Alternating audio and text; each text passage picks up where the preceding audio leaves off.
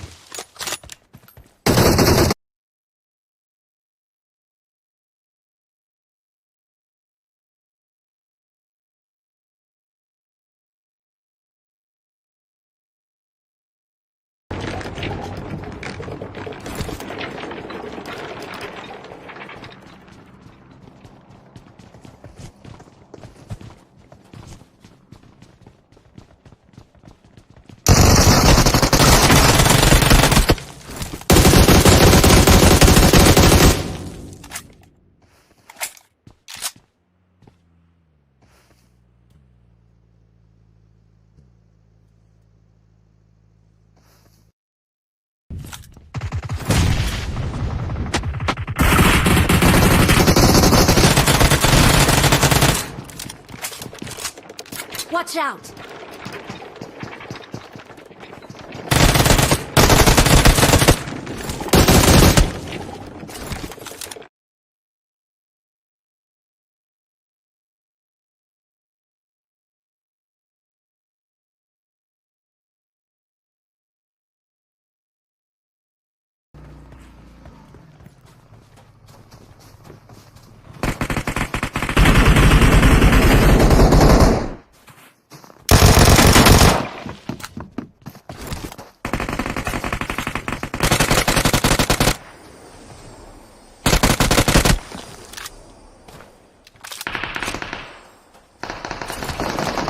Watch out!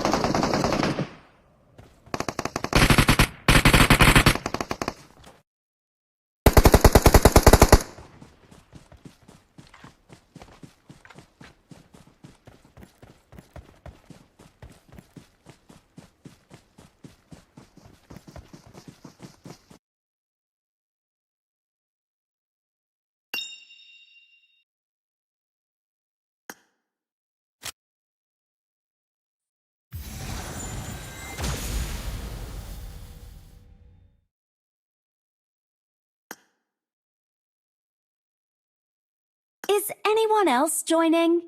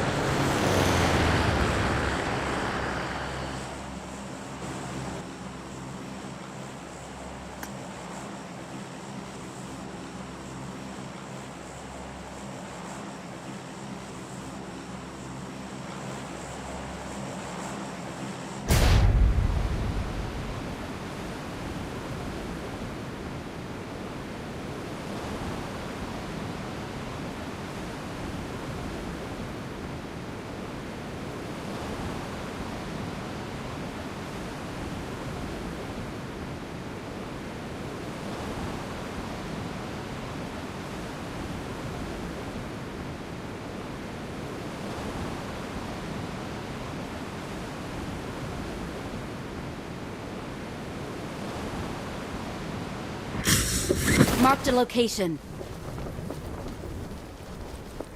Marked a location.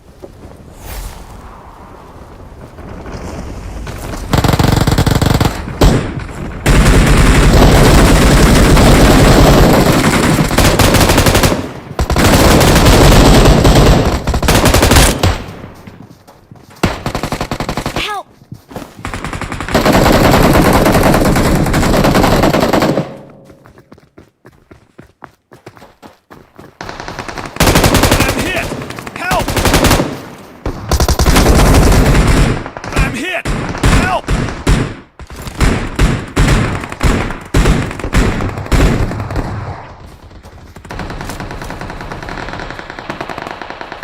I'm hit! Help! Help! I'm hit! Help!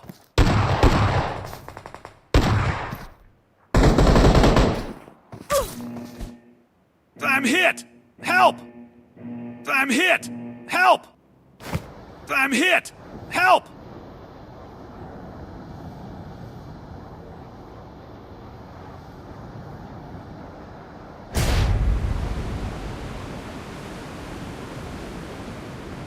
I'm hit! Help! I need consumables. I'm hit! Help! I'm hit! Help!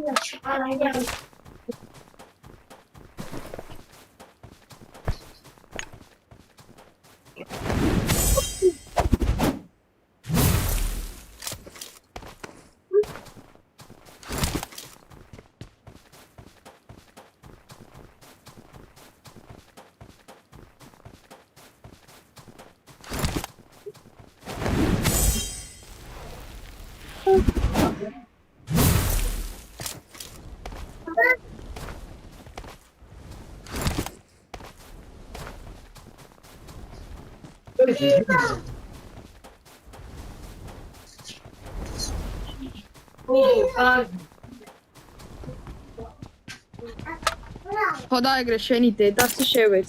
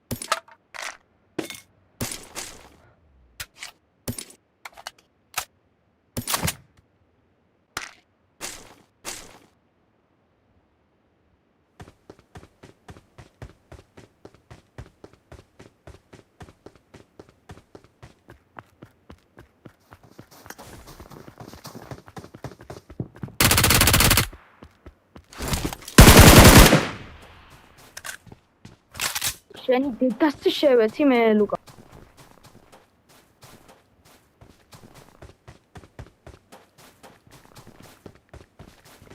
خناوي كرام ممكن شيء خليه وشين شو تقاني تو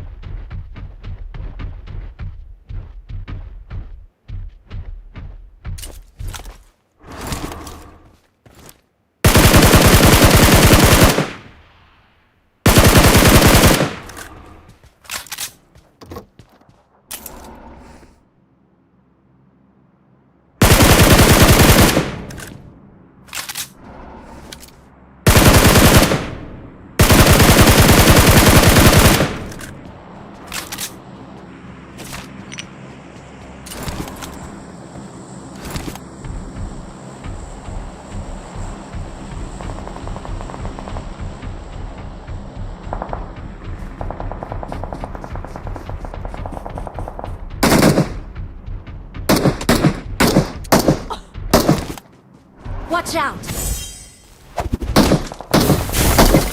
Watch out!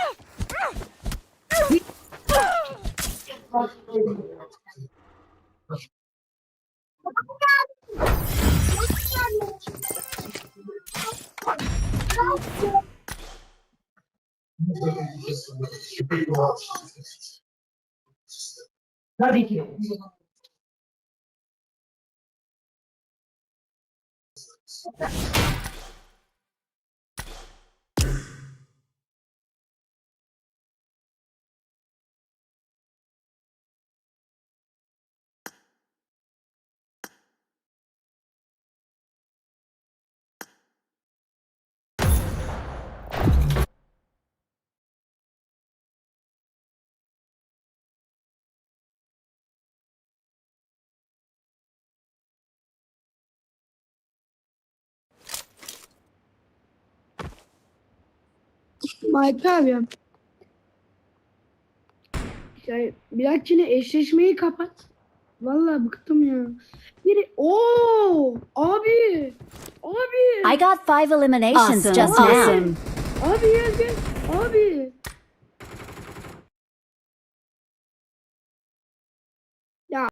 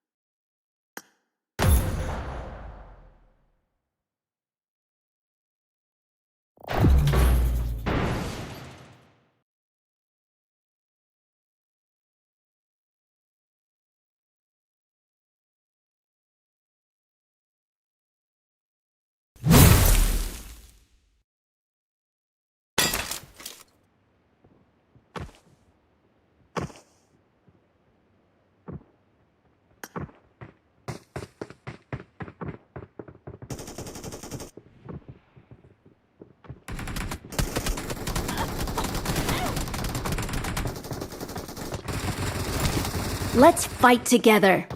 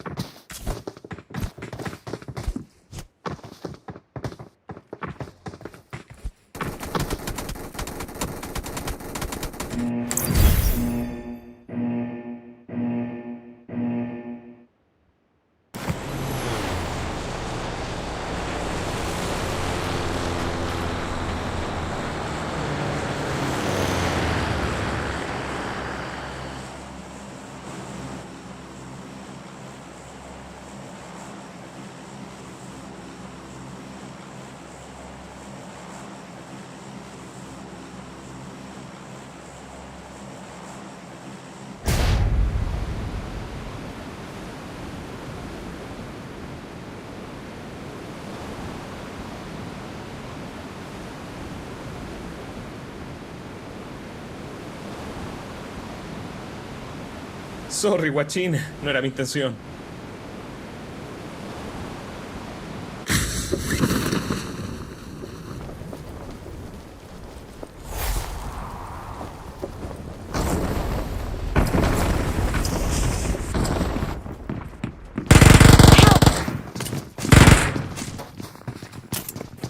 Watch out! Help!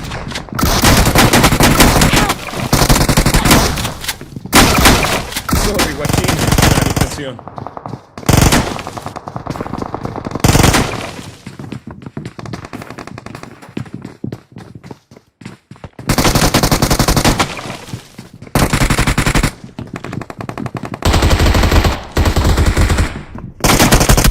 Help!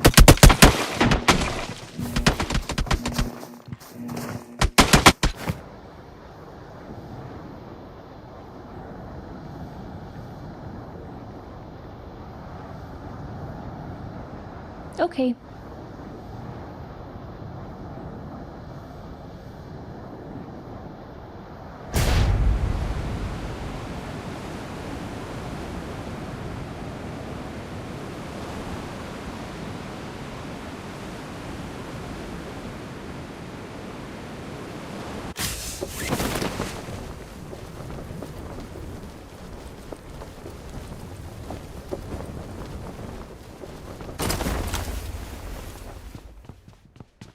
Sorry, guachín. No era mi intención.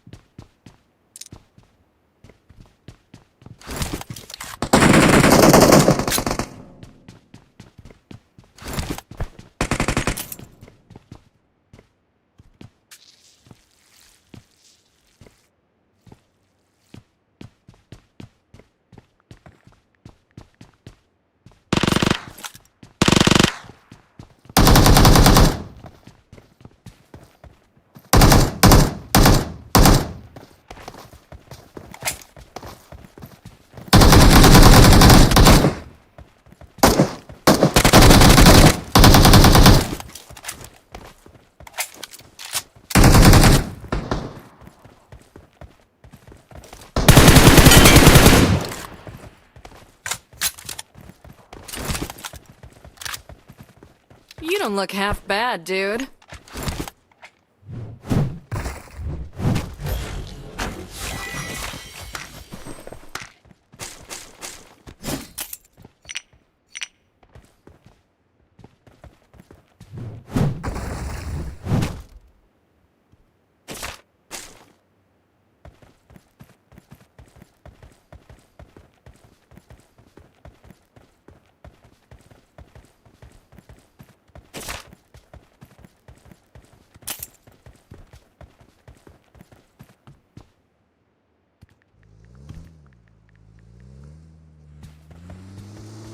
Okay.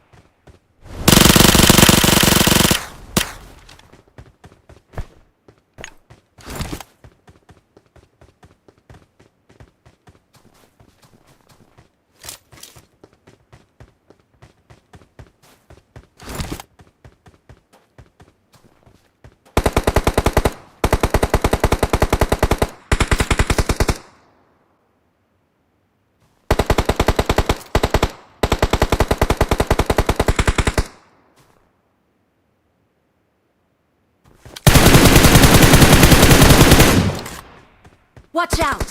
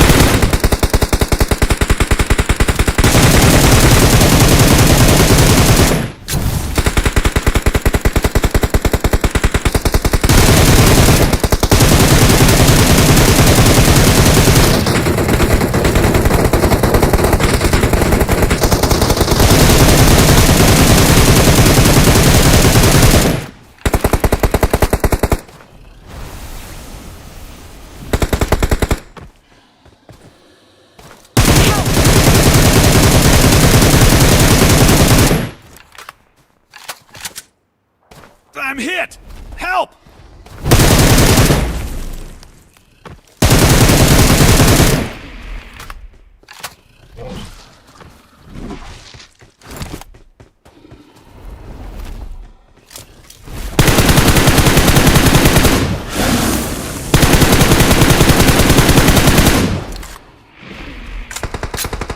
Help!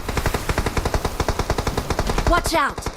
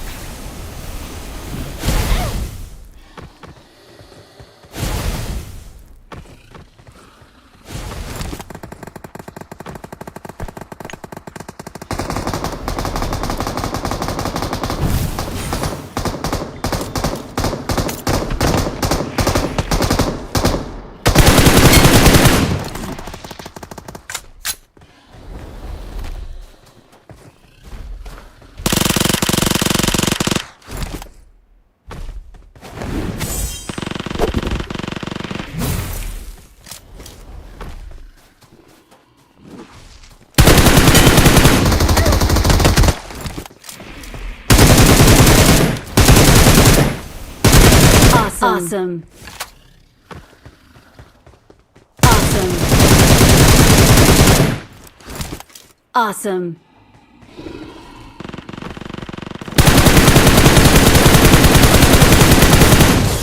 Help!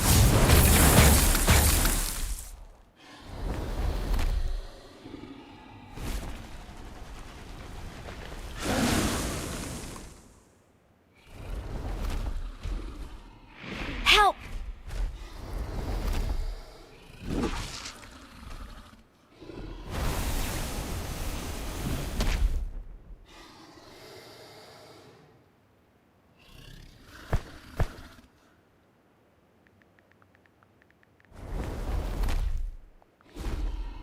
Sorry, guachín, no era mi intención.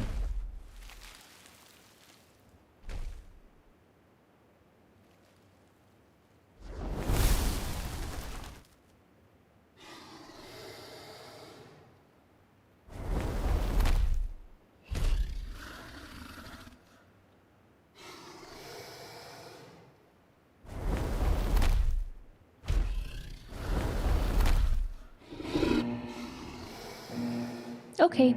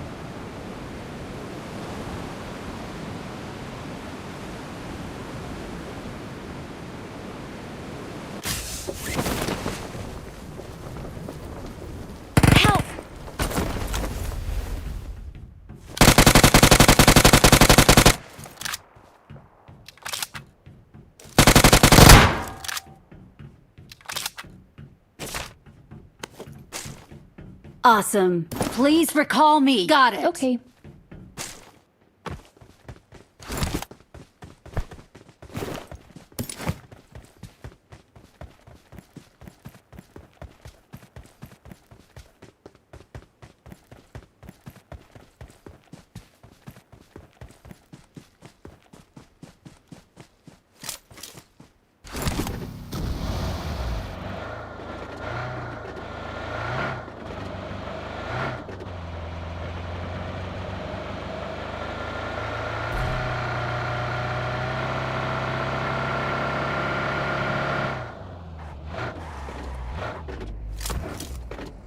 I'm recalling a teammate.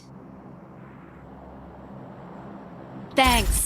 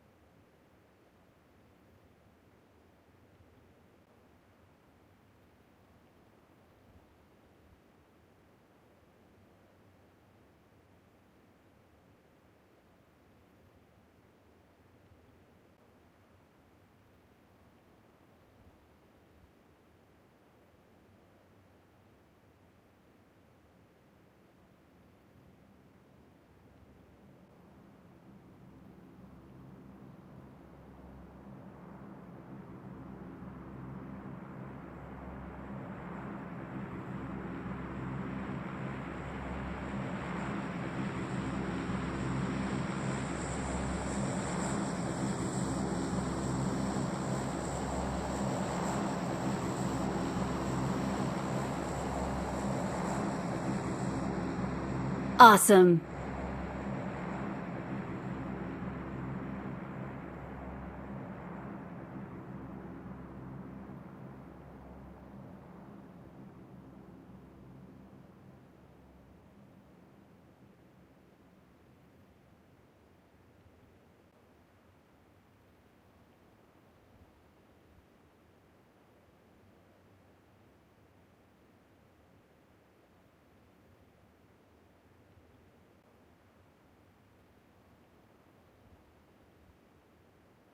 Help!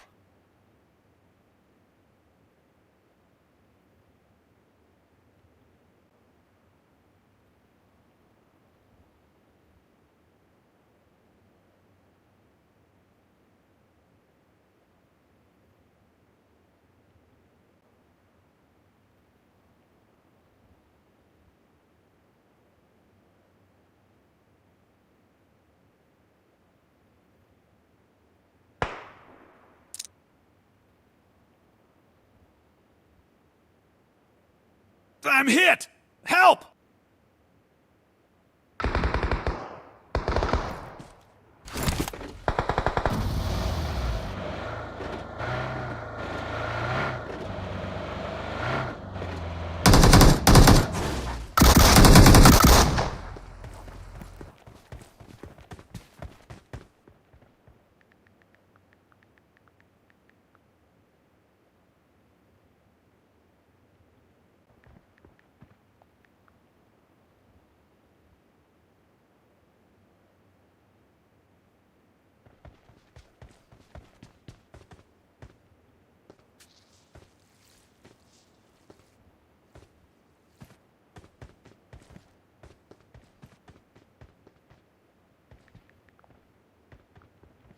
Watch out!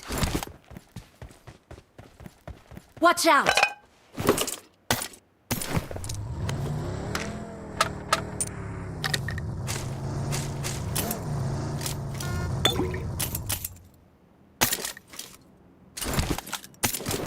Marked a vehicle.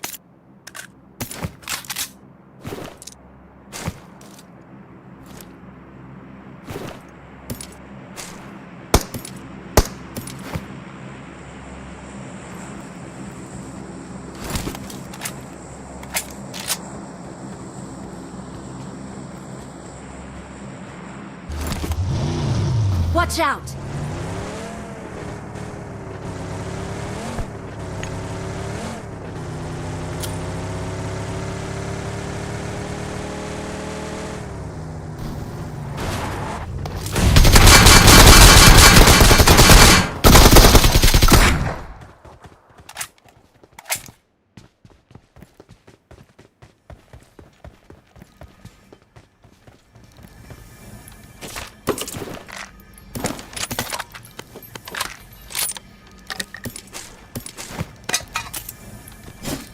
Help!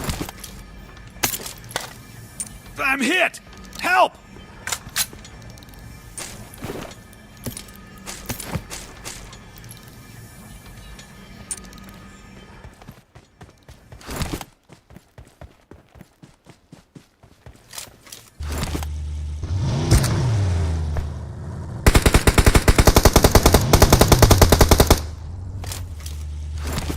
Watch out!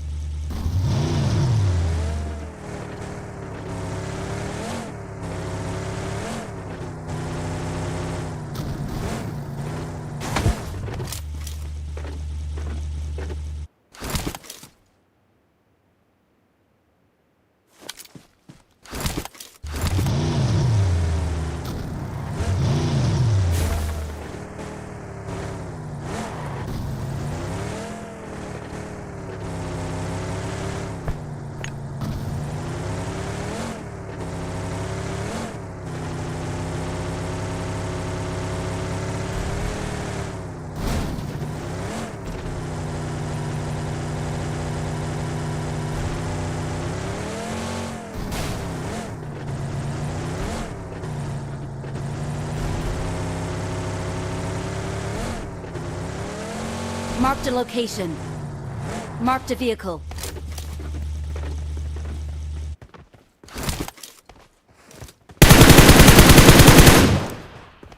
Watch out!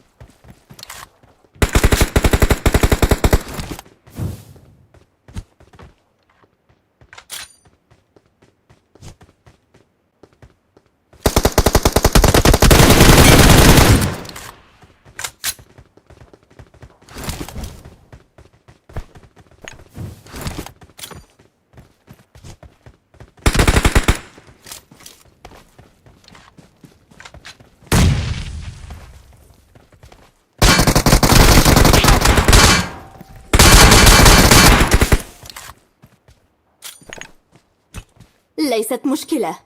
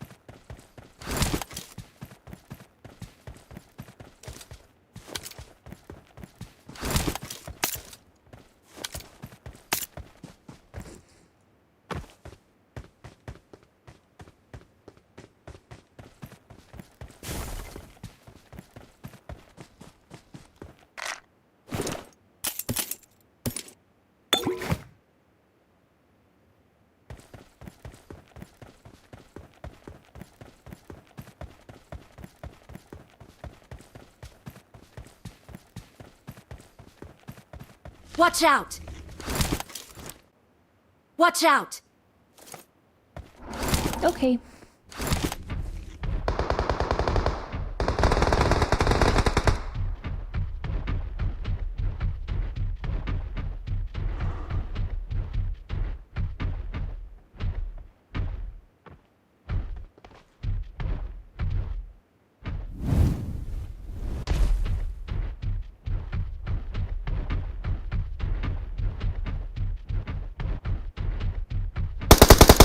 Watch out!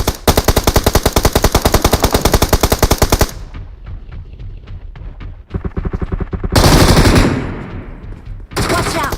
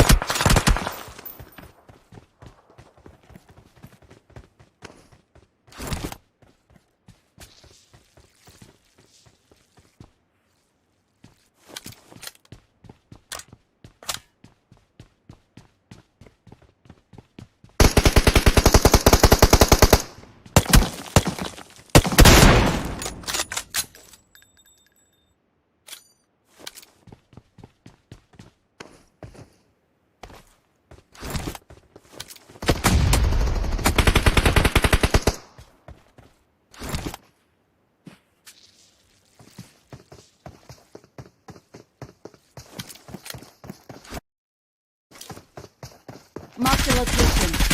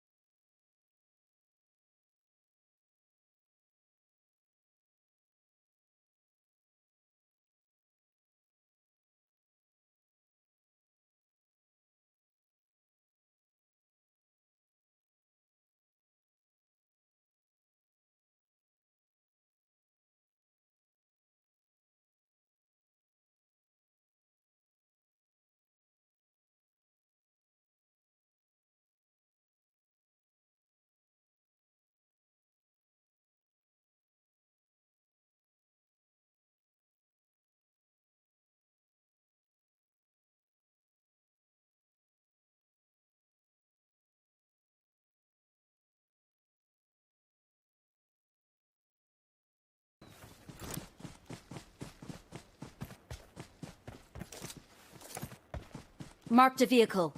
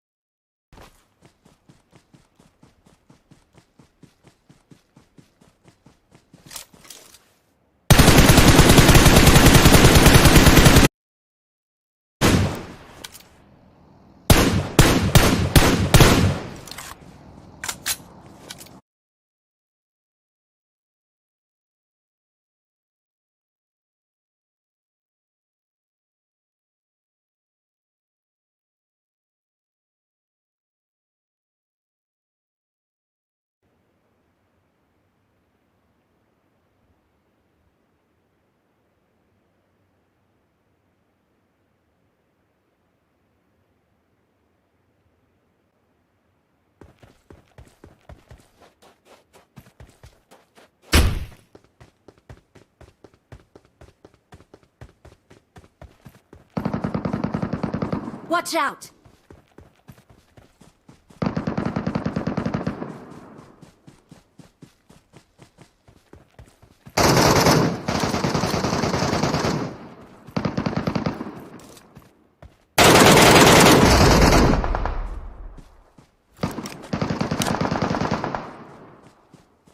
Watch out!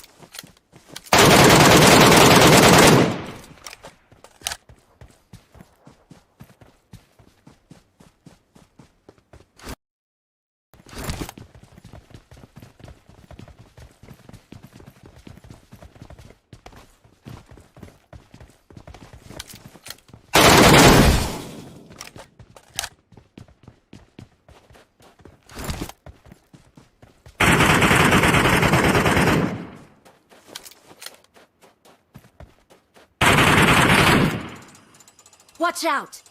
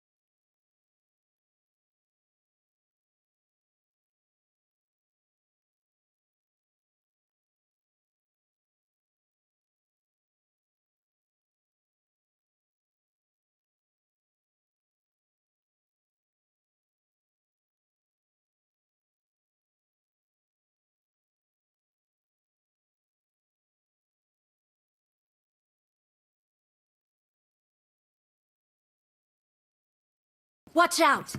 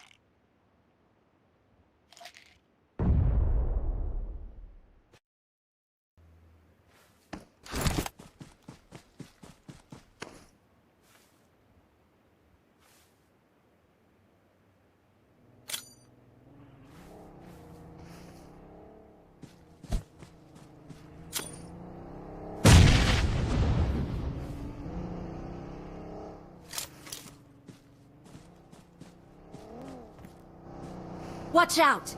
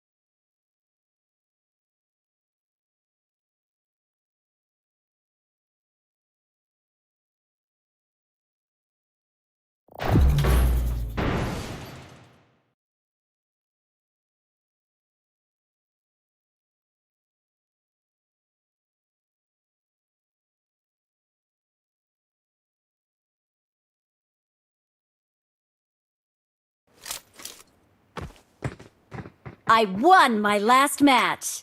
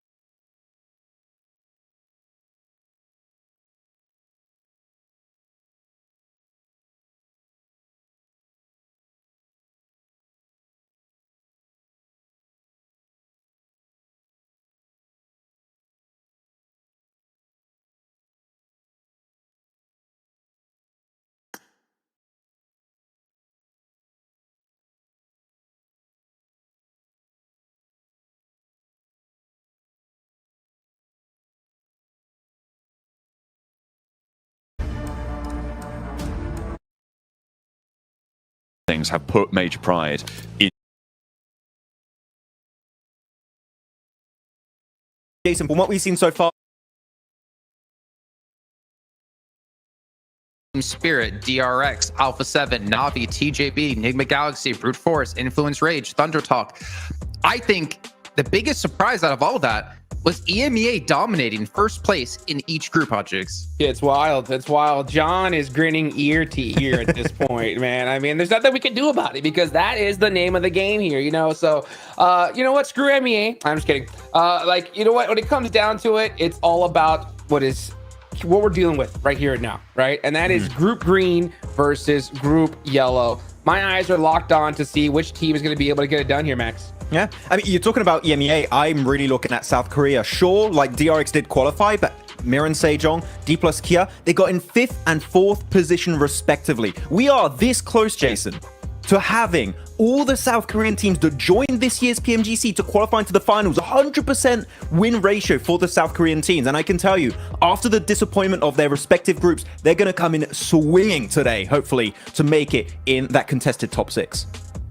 Gentlemen, I have to throw something back at you, though, if you're talking about South Korea, potentially 100% participation rate in the grand finals. What about SEA, currently sitting on 0% participation in the grand finals? There's a chance we don't see a single SEA team make it into the grand finals. Oh, let's not talk to Wolfie, Jason, after his predictions. Yeah. I mean, well, so the reason I bring it up, right, I think it's unheard of to not have an SEA team make it to the grand finals. But also, we've been talking about how SEA is one of the strongest regions in the world consistently throughout the start of PUBG Mobile Esports. And for them to not have a single team to potentially qualify, I think would be one of the biggest upsets we would have seen this year. For a region, too. I mean, Hodgix, I think that there are some SEA teams that we're looking at global esports. Yeah.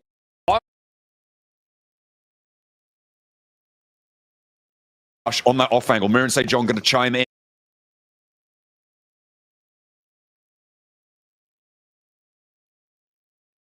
Towards the Xavier. This time it's a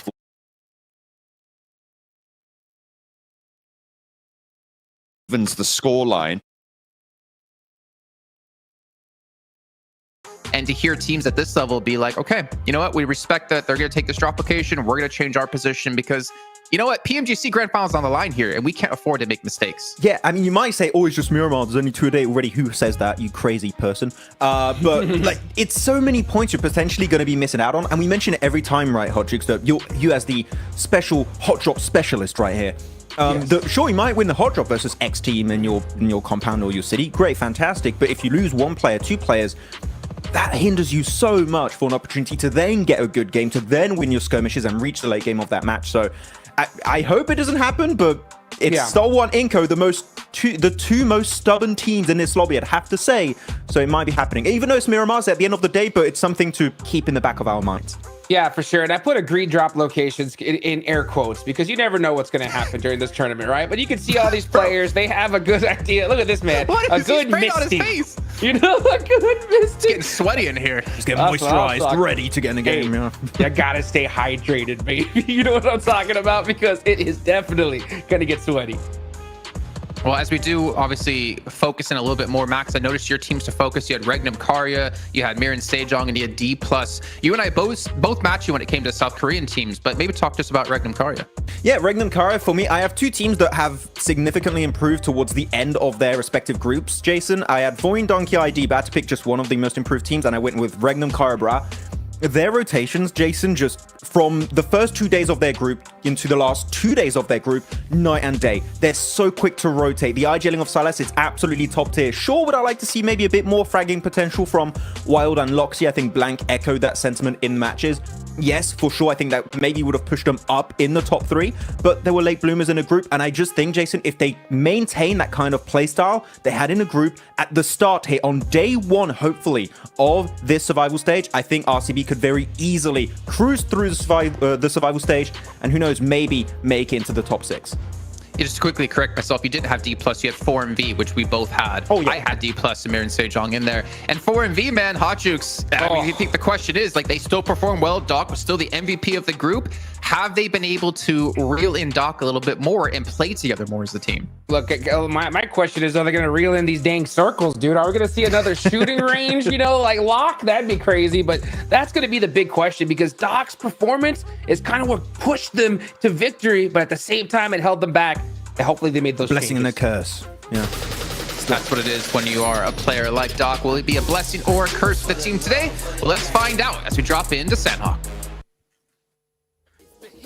And it is time. The survival stage starts here. Every single team looking for their opportunity, their chance to show they've got what is needed for the grand finals. And of course, a couple of regions still without representation in those finals, looking to prove it for their region too. Yeah, and to be fair, like that's the saying, it's absolutely madness that we have 3 groups that all end with EMEA on top. I think that hasn't. We are just that good. That just hasn't happened in such a long time. It's great to see some EMEA representation. And to be fair, that region has been pushing the boat out in terms of skill, in terms of performance for a very long time. But now is the time for some of our teams that we saw towards the top try and get in towards the end game. The last chance to get themselves a pickup over towards PMGC. But you're right, starting off with a hot drop between DXavier as well as Stalwart. Vietnam trying to take this fight on, seemingly starting out quite well. Spray down from Critter evens the scoreline. No flush just yet, so still possible to res it, and DXavier may have the angles to get it. It depends on this fight on the inside. The micro Uzi versus the Tommy gun there, swapping out the weapons. DXavier, everybody trying to get in position, but with Nadeti down, they need to try and keep this position under control for DXavier. They've got the parapet though. That's going to make it harder for DXavier to move around. Low ammo counts on the outside, and 2 players from Stalwart bearing down on Lamborghini. The swing out wide from Critter, but he can't quite connect. There he goes with the second peek and finds that second knock over towards DXavier. This time it's a flush. Yeah, he's the barrel as well. Absolute demon of a weapon. DXavier though trying to bring things back just a little bit. 2 players now left for Stalwart on the high ground. 1 gets knocked down. Looking for the last as Paragin searches for Critter, who has been a real big problem for DXavier so far, but only 1 flush so far for the team. I think there is some players in the wings as well. Mir and Sejong actually peeking in towards this fight. And Loops are starting to poke their noses through too. I mean, you hear this third party. This is prime real estate to now move in, pick up a flush on that off angle. Mir and Sejong going to chime in. You can see those high ground shots coming on through. You don't want to get too stuck in, but you know this fight's going pear-shaped now. DXavier on 3 players. They've taken a knock. They're going for the res. Stalwart with the last player alive, and that will be the end of Stalwart. But DXavier now have Loops to deal with out on their east. The circle's gone up towards the north, so teams will be rotating through this area as well. It's a viable area to stay for a while now, which is good for DXavier. If they had to immediately move, this would have been a much worse situation. Mir and Sejong, I respect it, honestly. I think that their biggest weakness over in their stage was the fact that they lacked a little bit of aggression here and there. In terms of their mid to late game performance, it was absolutely exemplary. In terms of their rotates, like their 2-2 splits were the thing that defined this team. But they just didn't have that aggression where it was needed. You come to the survival stage, you're looking to get into that top 16. There are 24 teams here, so 8 will be going home. If there's opportunity to pick up some eliminations on a fight in Paradise as well, you absolutely go for that. So I'm glad to see that from Mir and Sejong. Trying to extract value. Loops and Mir and Sejong now, both teams looking to third party on that position. Sewell, he's in danger here though, really put up against the road, but fortunately Loops are all on one side of him. If they had the angles, he'd be down right now, but he's not gonna wait at all. He's just gonna get stuck straight on in. Sewoo going for the fight against 3 players from Loops who are right next door. The rest of Mir and Sejong, they haven't responded, they haven't moved in yet, and now the off angle's coming through for Loops. This is crazy power from Mir and Sejong. They just can't quite find it, and Sewoo goes down in a bold push against Loops. Yeah, not entirely sure what Sewoo's game plan was there. I think he had to pick up the initial knock on the vehicle, and then he could have maybe extracted himself. I think when it came down to it, is he knew that if he stayed out in the open, that was it. He was done for. So he had to make a crazy play happen or just go down. I respect the fact that he tried to get up towards the buildings anyway, but Lutz will pick themselves up a elimination off the back of that. And Marissa St. John go down to just 3 players, which is not ideal considering they started up in Cow, moving down towards Tap Mock, which is an ideal spot to play, to be honest with you. They do have a outpost over down towards the southwest in JSUK, which they can move over towards if needs be. In the meantime, it is other teams that need to get over towards this position. With Vampire over towards the eastern side, relatively safe for the time being. No one really pushing through them. There is Voin Donkey over in Hartin, who has a big amount of work to be done over in that region, considering they've got a lot of teams to maybe hold out on Hartin Bridge. Yeah, Major Pride being one of them, a team that people are looking at as a qualification team. I think almost every one of us who've made predictions over on the talent side of things have put Major Pride in their top 6. So definitely a bit of a threat to deal with. The question is, how good is their crossing over on that north side bridge? RCB, they moved up there now southwest to Paradise Resort, in between that and Boot Camp. In comes Major Pride. They're going to make their move, but they're all in the same vehicle. BTR may be able to find a pick out or two. Lepar. With BTR, there was a lot of complaints about how they were a little bit too passive in their matches. And in terms of positional game, they actually had a lot of times where they could have made those crossings, they could have made those aggressive rotates, and been in a much stronger position towards the mid game. Unfortunately, this wasn't the case a lot of times for this squad, where they just hung back too much, got themselves pinned over towards the edge of the blue by the time we got to stage 6. So hopefully that's something that they can maybe look to improve. The Vicious moving across. Very good team, actually. Did have some circle look over in their stage. Didn't really carry all the way through to getting a top 3, and they slowly fell off. But overall, like, the mechanics are there. The skill is there for that squad. I think that they just got outclassed by some of the other teams that were in their group of green. D plus Kia are on board now as well. And I think this is, again, another team that people are looking at as a potential qualifier. However, their fall off in the last days of their group stage blank made it really difficult for me to trust them, and they have to rebuild that trust for me over the next 2 days if I'm going to pay them any mind. So we'll have to wait and see if they're able to do anything from the southeast side. Rocking the cream color player banners there. It's a color we haven't seen in a while, I think, on the mini maps, but there we are. I think for D plus Kia, it's unfortunate. I enjoy the group stages big time, but I think 4 days sometimes is a little bit much. I like that we do have 4 days of play because in a way it does get rid of a little bit of that variance when you hit that 24th game, but at the same time I think for teams like D plus Kia, it's slightly unfortunate for them because in terms of tactical play, they're very good in terms of rotations, and by the time that they'd got their points bank going, a lot of teams have already read into it. So I think 3 days might have assisted them, but that's just not the way we do things here in PUBG Mobile. And I think that you absolutely do need to have aggressive players, strong players on the squad that can pop off. And Upsal is one of them. He just somewhat was diminished in performance towards the last 2 days of Group Green. So D plus Kia, I think they are a very good team. And I do think that they could absolutely get themselves into the top 16, let alone maybe qualify through last chance. But yeah, we'll wait and see, because I have seen stranger things happen in a survival stage. It's brutal. Yeah, with only 2 days per phase as well, like that variance can go up and up, especially, well, for the first 2, right, you need top 16, as you were saying, like, to move through, but then the scores reset, you go over, that makes it all the rougher, and now they have their first chance to show us if they can come back into this one. Osal goes down around the rock, but him and Nolbu are able to handle the forward 2 from Inko. This is all the way near Camp Bravo on the east, so they've still got a little bit more ground to cover, but D plus Kia have already lost chips as well, so a not perfect rotation situation on the east side, but they'll carry on nonetheless. Loops, they took a knock over in the lumberyard before. Now it looks like they're taking another on that regroup. And DX Xavier, they've got a 5th elimination on the cards here, Blank. Yeah, DX Xavier is really starting to ramp things up in this game. And again, for Paris Resort, they had a strong position to play off the back of, but they weren't happy with just that and have moved out over towards the northwest. So well played to them. In comes Zeus. Is our rookie team of the year, I would say. I think a lot of people would be quite happy to agree with me on that note. And I think for Zeus, they came into the tournament scared, I'd say. I think they felt a little bit timid, and that's fair enough, right? You're on the big stage.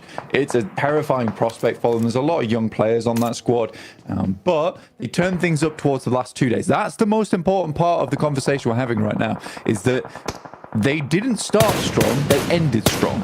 And I think that that really bodes well in terms of their momentum. But it has been a while since their group. So you wonder, how cold are they going to be going into this? Or have they been practicing in the meantime every single day? There's also that mental game. So coming into the PMGC as a whole, right, as a rookie team, as a rookie roster, you're thinking about them and they're thinking about, oh man, these guys, they must be so much better than us. They've got the experience. Well, Zeus qualified as well. They're pretty bloody good too. And now that they have realized that about themselves, even if they are a little bit cold, hopefully they can get a faster start. Yeah, it's a weird one, right? Because there's ups and downs to it. Because for Group Green, it's the best group to be in if you don't make it to the grand finals. It's the worst group to be in if you make it to the grand finals. For Group Yellow, on the other hand, it's the best group to be in if you make it to the grand finals, but it's the worst group to be in if you make the survival stage, because you have so many days off. But you do have a lot of time to it's a give and take, right? If you're in Group Yellow, you get those 3 weeks to analyze every other team in the lobby and really figure things out. However, if you're in that final group, you have so much momentum going into this week because you're just coming off the games from last week. You're feeling pretty fresh going into this. It's an odd one, the way it all goes around. So I think for Group Yellow, the most important thing is, have these teams done their homework? Such a shame that Brute Force qualified first place in Group Green, because we've got a cow circle finally. It's their stomping ground, and this time it will be taken up by Loops and Vampire from the northeast side. Loops in the lumberyard, Vampire in cow, but the hills out to the west of it also a major factor, and I think Voin Donkey ID have a lot of control. The bridge crossing yet to come on through. Loops in the lumberyard though, having a pretty tough time staying standing right now, as they've lost a second player, and DXavier pick up yet another point. Yeah, it feels like Loops at the moment just don't really know what angles they're meant to be covering, which is a weird one, to be honest. DXavier realised this as well. They're like, look, these guys are absolutely hurting. Let's just go in. They will lose one player for it, but already now up to 7 eliminations for DXavier. What a result for them. I was considering putting this team in my top 6, but I ended up not doing it. I wasn't quite trusting after what we saw over in their own group. Maybe I was wrong. Maybe I was wrong to doubt them. But we'll wait and see. We'll wait and see. Major Pride, Evo Station, Elementrix trying to take on BTR, but it's nice to see BTR taking the initiative on this fight. BTR trying to move Major Pride out the way. We've been in a standoff on the island. The first and the second knock go the way of BTR. These nades flowing out of Hut Tin, effective. AZ really nowhere to help this one, and Major Pride just get cut in half here. That is really, really rough, as Beck is already on the far shoreline, though. They may be able to hold out BTR even only with 2. It's a weird one because from Indonesia, those type of squads, they like to sub quite frequently and figure out what the best roster is to work with. And I think that they've done that quite a lot towards the end of their group. And I don't think even they were quite sure what their dream roster was. But I like who they're fielding here. 77, Becca, found by AZ from Major Pride. That is an unfortunate pickup considering that is a solo. Or one of the solos coming through from Major Pride. Becca over in that compound down towards the south with AZ over on the west. I've just taken a look at the map and seen D plus Kia right in the middle as well, Blank. So that's a mysterious apparition in the middle of the circle right now. They've managed to sneak their way through past Tatmok and Cal to get a decent chunk. 77, they played into the circle very, very late, which is why we're seeing them try to go for this bridge crossing. They weren't in that standoff on the northwest. They played on that southwest drop spot early on in the match, and now they're trying to make their way across, but there's a bit of a roadblock in the way. Major Pride's duo, Zeus on that south side, as we head on up to the north, and D plus Kia have managed to come up looking great on this, and so have Voin Donkey ID.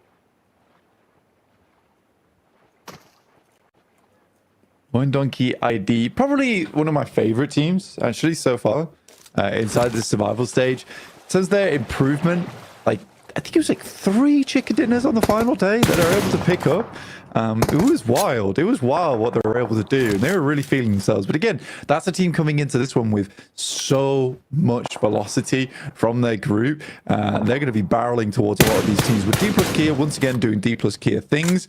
Like you said, ethereal in their approach up towards that north side, able to find themselves a strong position. DXA, I don't even think are aware that they are here. Mirror and Sejong, on the other hand, with only 3 players, do not have that same kind of rotational capability.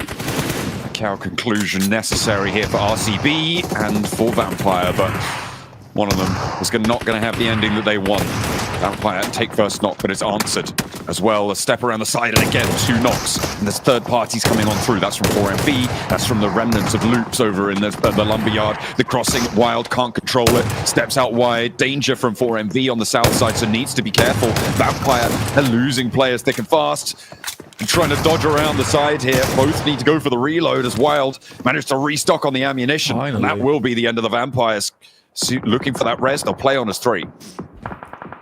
And Wild had some great movement there. It was very difficult, but you can tell just how skillful both those teams are. It's not easy to make happen. Zeus making a roll up towards the shack, and they just keep on going. Darkin's left behind for the time being, but that will be all she wrote for Zeus. They are not likely to get out from this position. I mean, they've gotten rid of a lot of major pride. Mirror and Sejong are in the compound, but they're flexing out over the hill. You can see they want some of this. They want these points, and rightly so. They're on 4. If they can rack up 2 more, that would be brilliant. Becca's across the way for major pride, the last player on the roster. But they all are going to have to move a little bit further in. If Mirror and Sejong can control the south side of this curved hilltops on these rice fields, Blank, this is going to be a great spot for them, but they have to move further up. Yeah, it's a nice spot to play for Mirror and Sejong, honestly, being able to wrap around. Becca being found by Zeus there, so Aaron up to 4 eliminations. This guy is absolutely killer inside the lobby. Nobu, spotting 1 player up ahead of them, will take down Wild and Loxy. 6 elims now for D plus Kia. Really good start for them, but we've seen this before, John. We've seen a very good start for the South Korean squad, and it fizzle out on their next couple of days. Luckily, there's only 2 days to play here. We can work with that. Hoxie, feeling a little foxy inside of this lobby at the moment with 4 elims, the only elims inside the team at the moment, actually. And now looking for more on these nades that look fairly decent. Cooked a little bit long on that one. Ooh, a nade finds Mirror and Sejong up on the high ground from the Vicious. They are closer to the circle. They're in their little divot, their little ditch, and they're trying to hold out on it. They have to dig in harder than that, though, because Mirror and Sejong are bearing down upon them. Jaso now also falling, and they are starting to turn this one around. Reyes moves up into position. It's just final left, and the nade up high to the rock goes to the wrong side. Knows now that there's no one there, and this next nade might be able to find the mark. Reyes, is he going to get eaten? Yes! He's found a nice little bobble over the top, the bouncer. It's a ridiculous nade, actually. It goes over the top side there. I wasn't thinking that was going to hit, but little bounce makes it happen. But Mirror and Sejong are now in a sticky spot. 6 teams remaining at 17 minutes, stage 5. This has been one hell of an aggressive lobby, and you can understand why. These teams only have a couple of days to put up the points that they need to stay in that top 16. They do not want to be in that bottom 8, so the spread in terms of elims is very high because teams are no longer looking for those. They still want consistent games, but they're looking for any kind of elims wherever they can find them, because this is a key part of the tournament right now.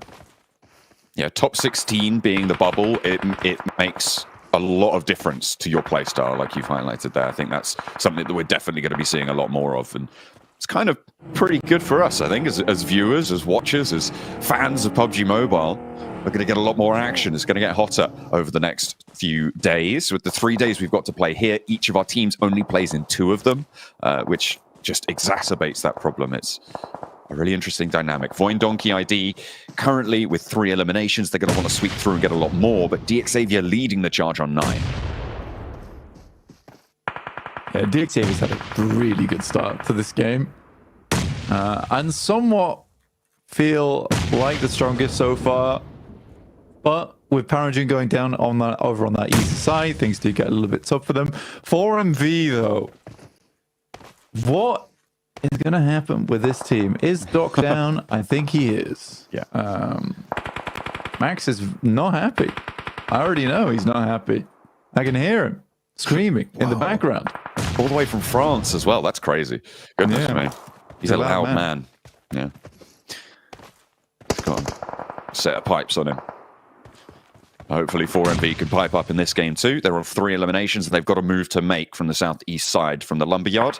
Made over to final for DXavier, and they're holding in a little ditch right now on the top of the hill ridge.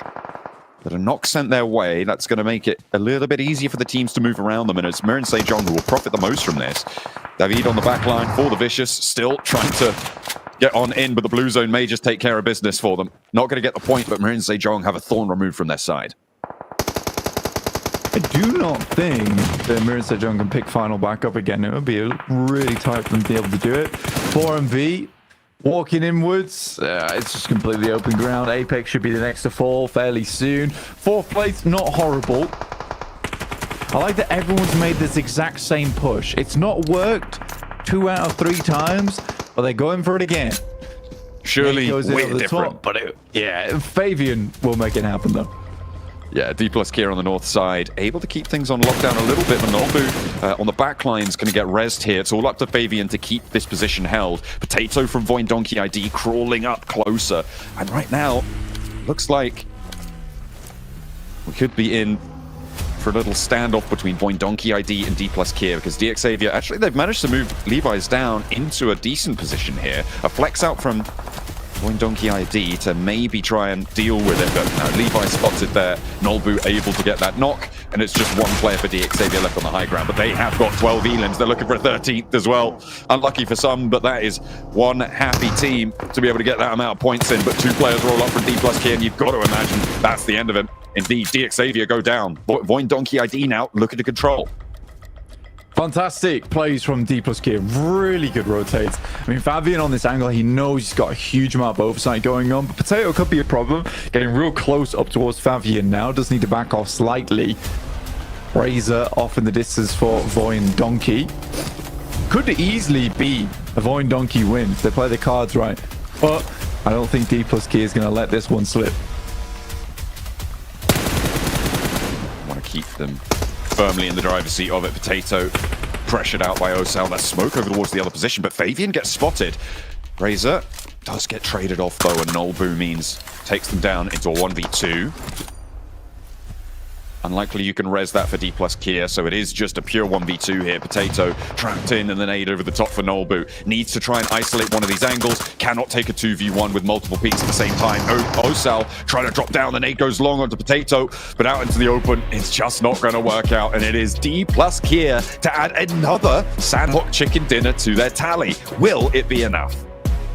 This is what we wanted. I mean, will it be enough? I don't know. It's first game, John. Come on. give him a little bit of credit on that one. No, they're good. Yeah, this is the idea of momentum that we were talking about earlier. They were fresh off from Group Green, but they look good either way. And it feels like they have fixed some of the mistakes on side and trusting a little bit more on those off angles. It did feel like it came down to a point where it was like Osal was sort of the only player on that team really pushing the limits of that squad. But it's nice to see Fabian back off on an off angle.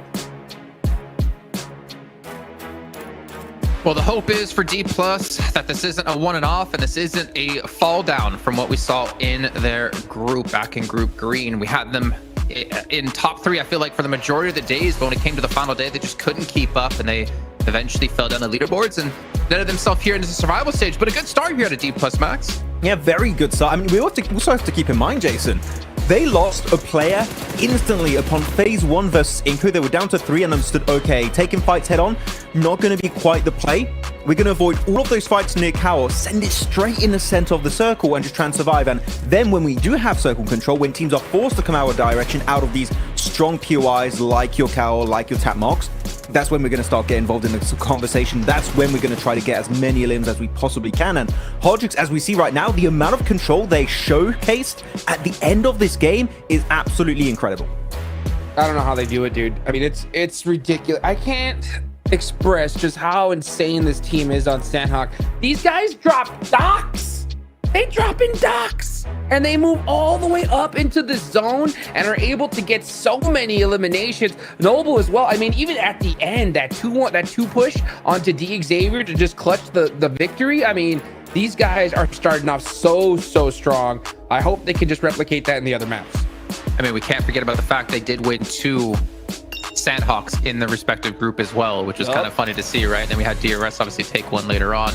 But yeah, I mean, Nobu, like normally we talk about Osal as being a standout player here, but Nobu with the 977 damage done here, Max, are really stepping up when they need it, because they obviously won the game, but they had to defend up against RCB Crash with only the 3 players alive. Yeah, it's mostly thanks to the off angles that Fabian was able to offer Nobu and Osal, and that just allowed them to go absolutely crazy in these fights, Jason. They were just sending it on everyone. As you talked about that third party, especially Hotrix or Voin Donkey versus DX, that was an incredible 2-1 push, keeping the angle in the back, making sure they can play that ridge as comfortably as they really want to.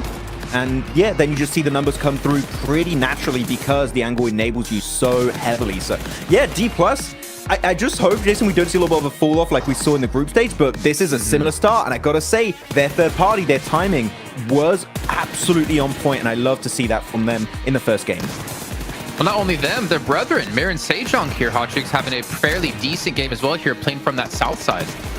Yeah, I mean, Mir and Sejong, they land right where this circle pretty much ended up on, right? So, I mean, this should have been, I think, a little bit more of a solid match from them. But, I mean, for the first match of the day, I always have, like, I call it the Hot Jukes excuse card. I punch it for everybody for game 1. You know what I'm saying? Because Sandhawk, you know, new group, it can get a little bit sketchy, but MSJ to be able to put up some good eliminations is a great start for sure. We actually, talking about the teams that reached the late game, we have to bring up D Xavier, right? Like, let's not forget, they were involved in a hot shot like in Paradise Resort versus Stalwart and completely just swept the floor with them, to be completely honest. Like, they just completely destroyed Stalwart in that position, then initiate the transition point and take control of that high ground north of Mir and Sejong, Hodrix. That was a great transition point for them, and then they can just exude as much control on the lobby as they really want to. And off the back of that, they are going to be the top fragging team this game with 13 points. GX coming in to play. Going that full IHC route here, like we're talking about. I mean, the aggression at D Xavier is phenomenal, but can they maintain it when we get obviously into these other matches? You know, 4MV coming in from Kao too, getting some 7 points for themselves. They ended up having to deal with loops, and RCB were there as well, but RCB ended up rotating into D+ instead. Zeus getting some good eliminations. RCB got some good eliminations here as well.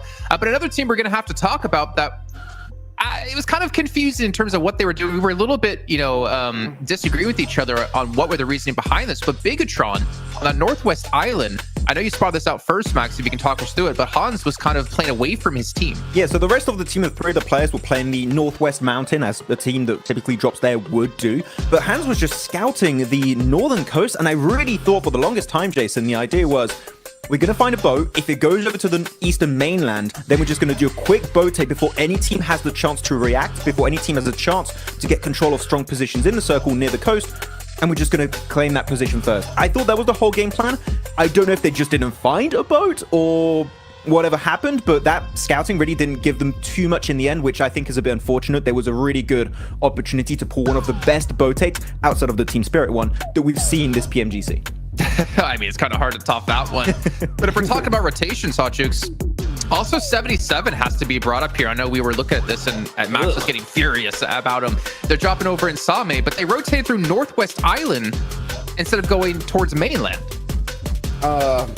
Hesitation, like, I mean, it's wild because 77, we saw them go on over. It looks like they were gonna do like this boatate in like late circle 2, and instead just are like, oh yeah, by the way, if we attempt this, we're like 100% dead because we're gonna be so late. All the main edge you know, areas right there on the side near Cow are already gonna be taken right now. So they just say, you know what, forget the boatate, let's go ahead and drive super late into this circle, and then they just got obliterated. So yeah, 77 just got, I think, too much in their heads, and instead they should have just, you know, slowly just crept in, and you got to just battle it out sometimes. You know, those little sneaky D+ Kia rotations are just not available. I think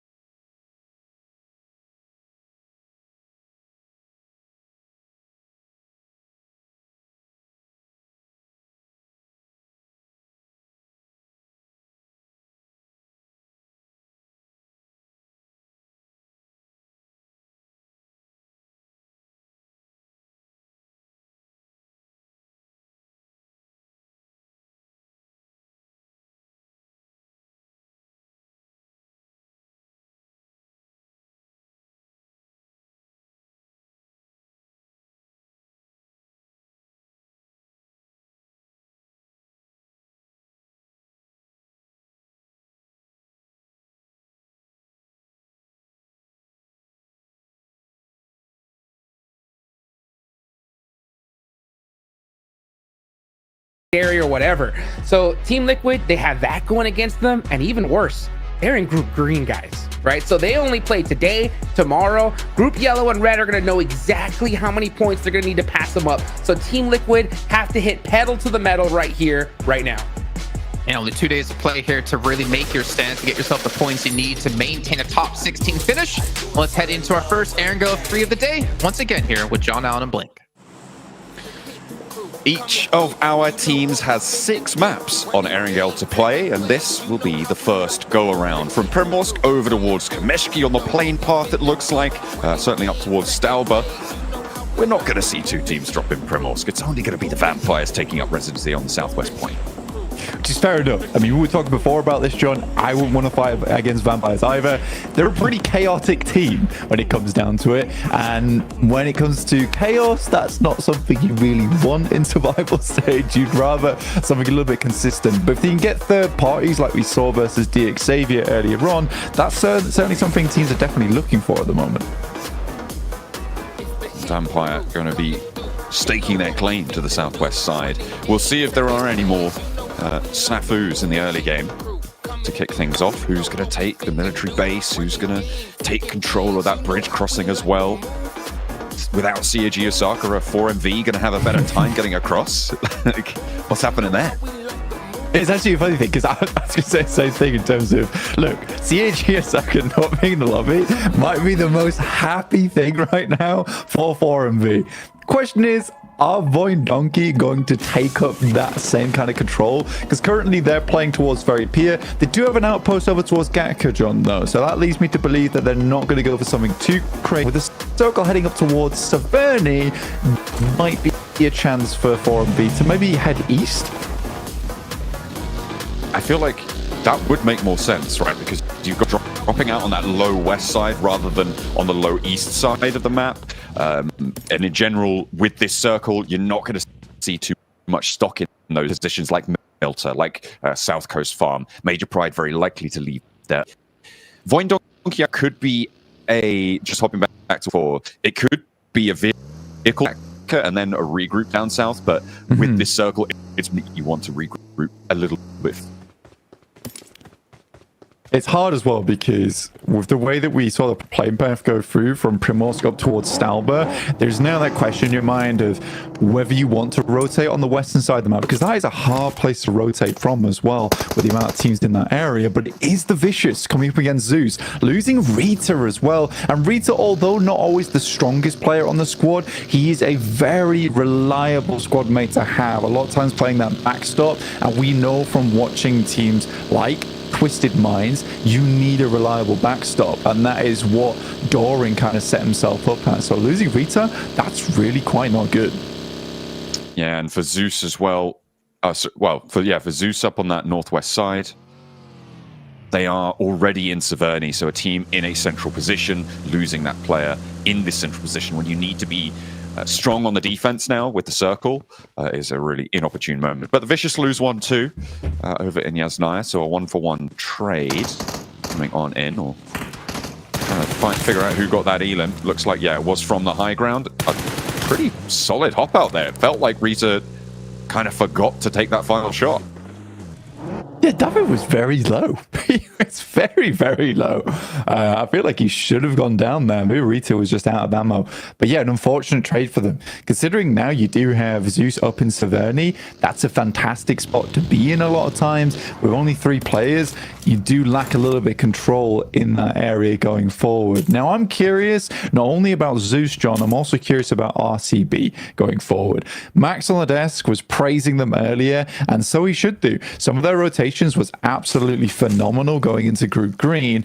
I am curious to see if they can pull that off here, but I don't want it to always be Silas leading the charge. And I think we did see that in the final game of Miramar, where Silas went down, the rest of the team was like, we have to step up. This guy has been doing so much for us, and we really need to rally around each other and not just Silas every time.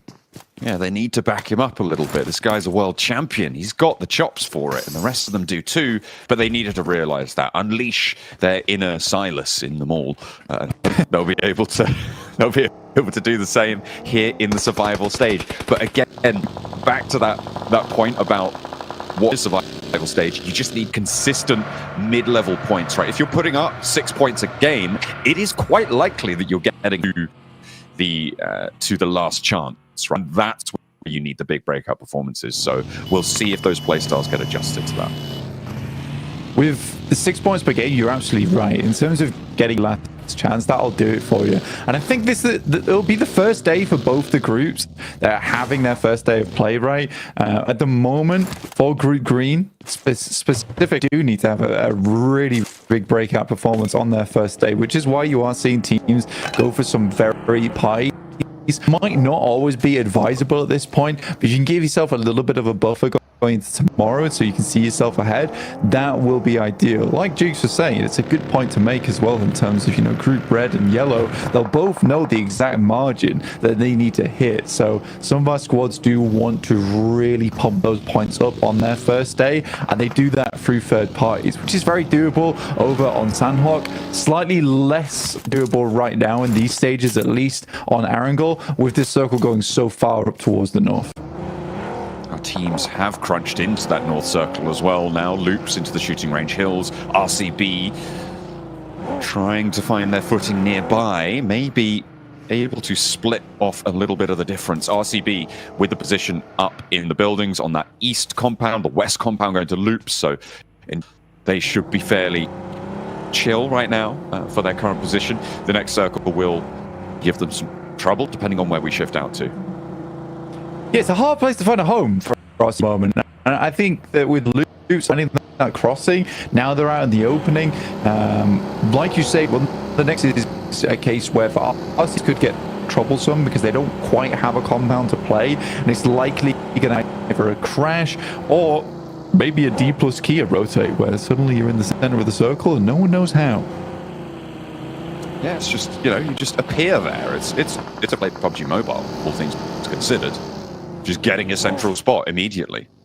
Who could complain? Team Liquid, they currently yet to get off the mark. Them and Vampires, the only 0-point teams right now. And they will position fairly central as well, just up the hill from those two positions that we saw from RCB and from Loops, but maybe still trying to joust it out on that shooting range hill. Goodness me. Stalwart coming in for a river crossing fairly soon. Some teams still coming in fairly late. 4MV still on that military island. So going to be trying to find their way across quite late on in this circle. Won't have a position to play around, so scouting very, very necessary. And the good news for me, Blank, is that Doc is at the back of that approach. Yeah, they sent him right to the back of the queue there. Look, you will not be lining up. You will not be the first, right? You're our backstop. Or it could go a completely different way, and Doc just never regroups. All right, he's just going to stay in Sosnovka. But it does feel like there's a bit of Sosnovka trauma here for 4MV in terms of when they're rotating, how they're rotating. They're quite scared of Lighthouse at the moment. They did all the way up until just the ending of stage 1 before they made this. Fair enough. I think they're very, very worried about getting taken out early here. They're a team that plays phenomenally well when they have 4 players up. Like, as a group towards stage 5, you're like, right, 4MV is going to get a big game. But it has been so many times in the past where we've seen stage 2, stage 3 for 4MV be the worst times for them, where they'll lose 1 or 2 players and that's it, the game's over. Yeah, they just get shredded apart like a bag of cheese, Blank, and then sprinkled over the rest of the lobby's point scorings. It hasn't been illustrious for them, but they will look to repair. Vampire also on a bit of a late rotate, this time over in Georgia Pole. So they are going over that West Georgia Pole long bridge to get up towards the north side. I think this is a wise rotate from Vampires at stage 2. You can survive the blue easily. And pushing in from the west side seems to be fairly uncontested. Stalwart may try and jump up in there as well, but an open bit of ground for them and probably their most viable approach. Over in the meantime, we've got the Vicious, who I thought they lost a player earlier, but I think they just had a... Oh, yeah, because he got sprayed down super low. Was super low on the ground. Major Pride crashing on into the middle and having a bad time of it. Losing Elementrix. That point goes over to Loxy. There's Limbo Boom. He's going to oversee Zadira getting down off that hillside as well.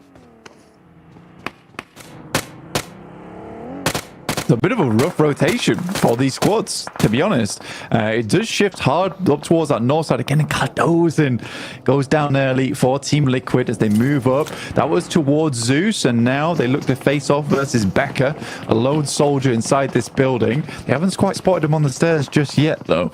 This could be a sneaky pickoff. Firstly, with Team Liquid, they just want this to be a clean fight for them. They don't want to lose a single player, but it's a good return fire for them. Yeah, a little bit overzealous there from Becca. Jumping at the opportunity a little bit too quickly, and Major Pride, again, losing 2 at early points in this game is going to be bad news. We talked about 4MV getting cut down. The same is true now for Major Pride, 2 games on the trot, so they'll need to find some repair on that one for the next games. They've also still got 2 players in this one, so how much value can they extract? Zeus still up on that north side, allowing teams into the south of Severny, Blank. I mean, with 3 players, it seems like a not terrible decision, but what it does mean is that you're locked in to fight them when the circle pushes you out of it. I think for Zeus, there is that capability to maybe move up towards the north side. With how north the circle has gone, I mean, it's like half of the circle in the water right now. There is some positions to move up, but you're right. In terms of leaving, there are so many side of Severny that there is likely to be some kind of fight going through. So I think for these teams, they're hoping for more of a central. The Vicious losing for a nose into Doc on a very long here. I think he took some extra tax too. Should be a flush if they play their cards right, but they're going out that way, including smokes. But now is the time for 4MV. I don't think they can stay in this area for too much longer. They've been spotted. Doc takes a fair bit of damage, and again, stage 2, stage 3. Do not want to see players going down. I could hear Maxman tensing as well as soon as taking damage from the off angle. He stayed there too, praying too much, and probably that criticism is still valid even if he doesn't get knocked. Another hard shift on this northwest circle, though, is going to mean that 4MV, again, on the long side of this, are going to need to figure out their approach. Vampire, their approach from the west flank has worked out very, very well. Yeah, it's hellish for a lot of our teams over towards the east here, because there is that problematic crossing into the circle where Severny is a wall right now in terms of squads, in terms of teams. But Mirror and Sejong, I'm curious to see how they play this one out, because they absolutely do need to hold face versus Voin Donkey. This is a fantastic spot to be in. Ooh, a nice shutdown off to the off angle there against Voin Donkey. Final hops out, and Voin Donkey do fall entirely. 16th place, no elims. North side, there's a roll up now from Loops. Back on into the fight. Mirror and Sejong looking to try and defend, but they've already got 4 elims. How much more value do they want? Can they get final down first? And the roll in for a little bit of Arias. Nino does fall. Coutinho on the outside. Neil as well on the off angle. Does it just leave safe? They find the Franks. The Loops lose 1, but the approach is still good.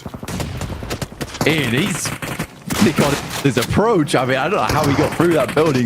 Now, how is there no off angle on this one? Finds at least one. Say will find another knock and into a second. There's someone upstairs. Look for the fight. 8 elims off the back of it. So for Mirror and Sejong, although didn't look great, 7 elims on the game off the back of that. I don't think they'll be too unhappy with how disastrous that fight was for them. Team Liquid sideline nades onto the engagement here between BTR and Zeus. As Team Liquid get value from these as well. Big knocks being found on both of these squads, and Team Liquid have just managed to pick themselves up a fantastic situation. They need to capitalize on it now, because a lot of these knocks haven't been confirmed. Move on in, find these wounded players, pick up these points, add them to the tally. For the Brazilian team, it's now or never to pick up a big game.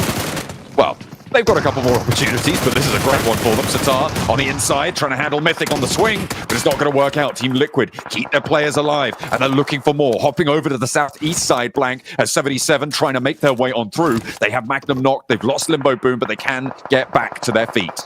A massive amount of action around the map at the moment, and this is what we were talking about earlier in terms of that wall that was Severny. That wall has been broken down, but it left a lot of casualties inside the lobby, with 5 teams going out at the moment. Absolute insanity over towards that eastern edge in stage 3 as well, no less. Massive amount of elims going through, but for Team Liquid, a very good start for them. 7 eliminations in a fight between 2 teams. That's what you want to see from Team Liquid. That is the sort of we're expecting expecting in their group, but we just never were able to see it come through for them. In the meantime, though, RCB do make that rotate talking earlier about how, you know what, from looking for this squad. Northeast shift on the circle. RCB actually have a fantastic point to play from. Ooh. Difficult shots to try and deal with it. It's now the southwest side flank that is starting to heat up. Can they move towards RCB after concluding this one? Inko losing 2 on the position against Critter, but a third a little bit too much. Vitali into the position to look for these reses. If Inko can get 4 players back alive, they would be laughing, but they have got a difficult rotate ahead of them and still looking to disengage as well. Stalwart attempts to get away from this one. Inko lose a fair good amount of players, but should be a reset for them, I'd imagine here, right? Surely. 15 seconds on the circle coming in, though. It's a bit of a struggle for them to maybe move out. With Stalwart getting ahead here. Is Sanchez down and only Fearless left remaining. DXavier having eyes on over towards his position as well. Somewhat of an isolated fight between this position on the western side with Major Pride, Stalwart, DXavier, Loops, 4 and V on a very, very big wrap for themselves over towards the northwest. And on that position that DXavier are now in, Blank RCB actually left the position we were talking about and they went into Severny. I was wondering, where are they gone? Why are DXavier able to take this spot? Well, they've actually sent all the way in and actually not taken any casualties either. DXavier taking a knock onto Lamborghini, but it should be covered off enough to get a res, maybe. But no, there's danger afoot. There's Inko trying to roll on in too. There's so many teams in Severny right now, by the way, Sean. The Vicious just rocked up. 77's trying to hold on. Inko aren't doing a bad job, honestly. From the position they were in, I did not expect them to get too much further into this lobby. And now it's down to Paragen, who just take a couple of tags there from Vitali. It is sent back their way, but Levi's on that front line that absolutely had to stay alive to give that position a bit more strength for DXavier is down. Now Inko can start to work the problem. Nades over. Shots back and forth, and first blood drawn against both of these two rosters. Nade from Juancho. Looking to try and open it up. There's a rotate around through the back as well. I think is that Vampire trying to chime on in? Inactive. Going to be taken down first, and DXavier still on 4 if they can get this res. But the nades, they're going to make that all the harder. Levi's flushed away as Itali gets some value from it. For Inko, Lamborghini nade to the back line. A lot of damage sent to Nenebete as well, as they continue to layer it on thick. And that is a nice little pickup there for DXavier. They are in control of this one, and a second knock found. Yeah, really good nades to hold back the tide from Inko, from DXavier on this fight. Now just 1 player left remaining in Vitali, who has been quite sick with it, actually, for Inko here. Almost made it work versus DXavier, but they're playing it safe here with the nades at the top. Should finish it out, and DXavier with 5 more eliminations, taking back the top spot inside the lobby. They'll pop their teammate back inside the vehicle and potentially try and drive out of here. Here's 4MV. They only had 2 players left remaining versus Major Pride's 2. Apex last left alive for the squad of a player knocked. Vampires, I respected the play. They saw the fight between DXavier and Inko, John. They were like, we're going to roll on past.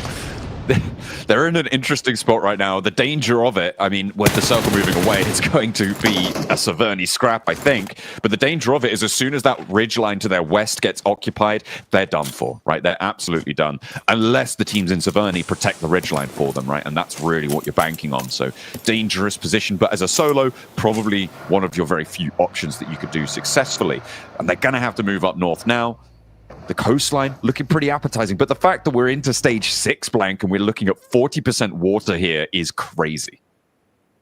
It is a wild situation for Loops. Neil's going to stay outside the water, you know, try and live this game out as much as possible. But you're right, we're likely heading over towards the scratch of any between 4 squads at least, with Team Liquid, RCB, The Vicious, as well as 77. 77 in a slightly weird scenario as they are on that eastern side. They do have to work their way around, but if they can get control over towards those north buildings, they have a lot more positioning to play in and possible loot to work with too. Major Pride sends out into the water. Do they know Neil's here? They should be aware of it now. Nades being cooked. Danger here. You can't take shots back if you're out in the drink. Neil's going to spot them. Spots that roll up, and AZ goes down first into the boat Evo station. Looking to be a turret on the water here. Danger from the Severny. And that's going to be the end of it. Immediately attention is drawn, and Loops pick up a point. They try to eliminate it. Team Liquid get one too. I am the mermaid. Me alone. Mermaid Neil on the case. Yeah, good shots. Really, really good shots, actually. I wasn't expecting to immediately get the knockover towards AZ, John. That's not always, like, we know, because we've seen a lot of games that taking shots out into the water is not the same as shooting a guy out in the open. Sometimes those bullets will miss, sometimes those bullets won't go far enough, but that was one of the quickest knocks I've seen in terms of just a pop-up into a knock, and then he sat inside the boat. Immediately, Team Liquid's looking over towards that location. Loops is very fortunate that their Brazilian friends inside of Severny do spot that one. Trying to get the clock to tick down on the players on the outside. Everyone in Severny desperately wanting to cling to this. Again, another elimination game for DXavier. But they are on the outside right now. The only team really with any presence on the outside, which means they have control of this ridgeline, but the blue zone will push them off of it. Do they have anywhere to go in front of them? DXavier now looking over towards the southeast side here. Towards Stone, who is likely to go down. For DXavier, essentially for this team, they're likely going to have to go for some very much ghillie-style plays over towards the eastern side and just try and remain out of dodge for as long as possible. Good pickup from the Vicious over towards Zadira, though. That is a big pick-off. The fact that Zadira goes down early like that as well, John, is very bad news for 77. They had so much control over this eastern side, and now with Vicious being able to push up a little bit further, David and Diminor, both very strong players, could potentially overtake 77. Oh, that's a cruel circle to DXavier, but how much further can they go? As Loops do lose Mermaid Neil. The tail's not flipping anymore, unfortunately. There's not going to be too much more they can do about that. DXavier now could move out to the coastline feasibly, but there's just so little ridgeline to play around, and you're super exposed exactly where you are. It's so open. So unbelievably open for DXavier on the western side, John. I feel really bad for them, honestly, because I don't think they've played a bad game whatsoever, and their control over towards this western side has been very, very good. Unfortunately, you're right. Likely in the near future, they will be going down. A lot of the teams in Severny just making sure that this is centered in Severny. There's no other teams making their way in because RCB, The Vicious, 77, Team Liquid all know where one another are playing. They're trying to get rid of those outside chances. The things that might cause problems in the near future. DXavier sending up to that coastline, that low ridgeline, really their only bastion to try and hold that. Loot crate is in the circle. Paragin leading the charge. The vehicles could be impromptu cover for them, but down behind it, there's suppression back from the ridgelines as well as a second player from DXavier falls. A third, Lamborghini. He's made it into Severny on a corner. Let's see if 77 handle it. This is the outside opportunity I was talking about, the anomaly of the lobby. 77 were able to take a shot over towards the Vicious, but unable to confirm on that flush. And now they know that there is a player in the wings. Out comes a couple of our players from 77. They will finish off Nadetti. That's Lamborghini down. So good stuff. Good stuff overall from 77. But the fact they went from 4 players in a very strong spot on the eastern side, now down to 2, is a very unfortunate situation for them. Yeah, losing out, but they've got 7 eliminations already, so if they go down here, it's 7-7 with 7, which I'm pretty happy about. Maybe 7 can interview them about it. And RCB from the southwest side, they're playing in with 4. Team Liquid, a high-value game. That's what they found on that scrap between, I think it was BTR and Zeus. They were able to extract a lot of points from that. They're up to 10 eliminations already, so this west side, if RCB want a good game, they're going to need to take down Team Liquid here. I'd quite like to see RCB take this match as well, because for them, this has been a really tough crossing from the south side and Rozhok. There were so many teams ahead of them.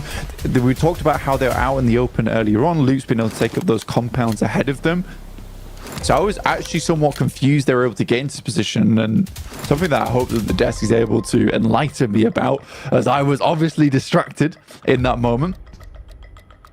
Yeah, very, very good game from RCB so far in terms of control. Obviously, don't have the same amount of eliminations as Team Liquid, who are trying to extract everything that they can from this lobby, so they can continue on to last chance. And that's the thing about this survival stage is 2, 3, probably, I mean, 4 good games are what you're looking for here, right? But if you get 3 on the cards, that can basically see you safe almost just off the rip. Yeah, this shift over towards them. To be very happy with it for Team Liquid. Yeah, you're absolutely right. In terms of like 3-4 good games, that might be all you need. And if you're able to do that now and give yourself a buffer on your first day, that's the most important thing. So every single one of these teams looking for a strong match here. A chicken dinner would be awesome. But with this circle moving over towards the western side, that somewhat cuts out 77 and the Vicious. They'll likely conclude their engagement on the eastern side. But again, it's such a shame. The 77 with 4 players has now gone down to 2. You're unsure of how it's happened. You're unsure why it happened. But there you go. 77 have made quite a few mistakes in the past. It was only up until those final moments in their group that we started to see them play to the potential that we expected them to be at. Nades over RCB, looking to push up, get rid of Team Liquid here. 4 players still for RCB, but damage going to be sent their way. Chief and Ayala out on the back wall here on the compound. That may catch RCB by surprise. Chief launching a long nade down the edge, but RCB retreat. Don't take a knock just yet. The nades to follow it up, and RCB flurry into the building to try and get a little bit of cover against them. Now that wall position has been spotted, it will be known. In the meantime, 77 managed to eliminate the Vicious on the east side, so they can get into the next circle, maybe get up to a second place here. Yeah, for 77, there's actually a high likelihood they'll get a second place, because this fight most likely will conclude before they even get across. I am wondering how many nades both teams have left on side. You're almost wondering whether RCB were trying to take that initial engagement because they know that they're fairly decent when it comes to meds, but I would be wrong there too. Level 1 helmet, level 2 vest, 0 first aid kits. Dear me, for RCB, starting to get real rough. And with 3 limbs, even with the placements, I mean, it's a decent game, but it's not a big game for RCB. It's not one of those good games that we were talking about that can see you safer. Not able to check that box off just yet. I mean, this fight, they're probably aware. I mean, RCB retreated from this. They made the call. We don't need to go for this right now. We don't need to conclude this fight. Let's just keep these placement points coming, because getting into second place worth 6 points minimum. Maybe they just want to force 77 to take that step forwards, guarantee that second spot. Yeah, I think for both these teams, they'd be absolutely delighted to see that happen. I think both of the squads on the western side are like, we don't want a second place. We don't want a third place. Let's just wait it out, 77. We can take our fight afterwards. So for 77, it is unfortunate. The only way that this changes if there is somewhat of a wild knock that comes through from RCB onto Team Liquid, in which case I think that they would push it, John. But that might come off the back of Wild's nade here on RCB. But yeah, I do think this is going to all slow down up until stage 9, most likely. Nobody wants to make that move, least of all 77. They are starting to establish smokes. Or well, they're thinking about it. You can see both Magnum and Shifu. They're just going to have to put out as much smoke as possible and hope that one of them gets across. And even if they do, Ayala's waiting for them. Team Liquid have such a strong barrier to come up against. It's going to be a miracle if they can make it. It's all slowing down. I don't really want to see Silas use this nade. He's only got one in the back pocket. I think he'd be better off used later on versus Team Liquid, as they are all in the 1 stories. Fairly easy to nade out from. But you can understand why he's going for it though, John. With the fact that you might be able to pick yourself up 2 eliminations off the back of this. We'll see what happens. As we are just waiting now 7 seconds. For 77, 7 elims. Make something work. They managed to rack it up to 9, so they've ruined the Rhine, but they've got a reason to go for it. Magnum actually moving forwards first. Shifu going to be moving around in the building as well as Magnum crawls across Ayala. He's going to spot this. Surely he's going to spot this. He's going to know exactly what he's dealing with and immediately goes for the spray down at Shifu, though, to take the majority of the damage as Magnum continues to commando crawl back through. will get spotted, and that will be the end of it. Second place now guaranteed for both of our teams on the western side, and they can start to go for the fight. 12 elims on top of the 4 coming through from RCB. That would be a 16 plus a chicken dinner 26-point game, which would be massive for Team Liquid coming into this. But RCB, they have that manpower. They've got the man advantage on side. That's one of the very few nades that RCB has. And it does absolutely nothing. Loxy on the wall. Could be first to face Team Liquid. But the 12 elims have locked down a good game already, but RCB want to put more up on the card. Getting a chicken dinner here would be great. It would put 6 elim chicken dinner, a 16-point game would be great for RCB, and the team from would be happy to achieve that. But right now, they just haven't got an opening to move towards Team Liquid.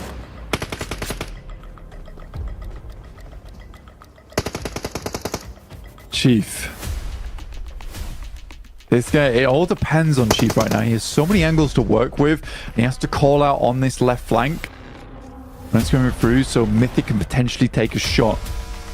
Lovely angle we get here. We can go towards that top side. Loxy getting up towards the car is a really big deal. That means Kimmers can make his way up too. All slowing down. The staircase. Chief still holding the off angle. Numbers advantage still there. I think Team Liquid are out of nades as well.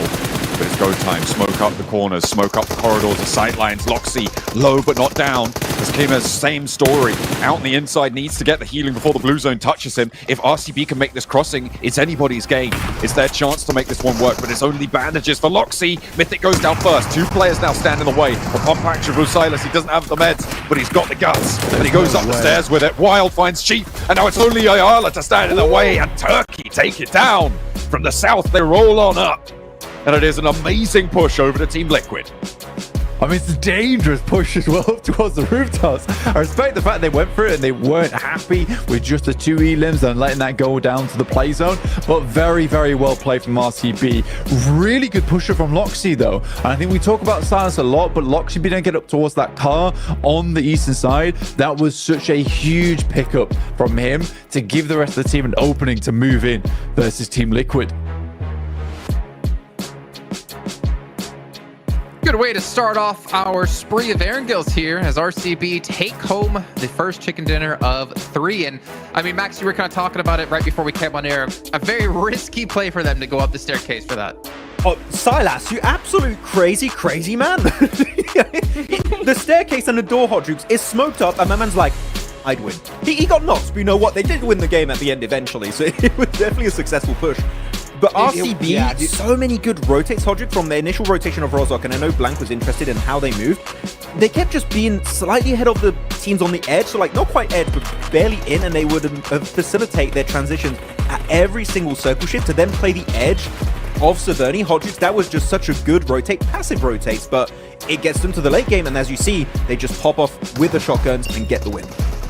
Oh man, what a beautiful win indeed. Silas with that clutch pump shotty there at the start was able to get that done, and I actually don't mind that push towards the end because I think he knew that we were so ahead in manpower. I'm just gonna push up this roof and make sure that we can secure this with the blue zone that's about to close on them. But I mean, it was very risky for a second because they almost did go 1v1v1. But man, a good chicken dinner from Regnum Karya, but I will say a more impressive performance from Team Liquid there. An insane amount of eliminations, dude. But could you imagine if they just had like 1 nade or maybe 2 left? That would have been so huge for them. I have to say, Hodrix, looking at this game, Team Liquid and RCB, sure, of course, RCB ended up winning the game, but Team Liquid put on an absolute clinic this match. Like, realistically, we were saying it all the time in their group.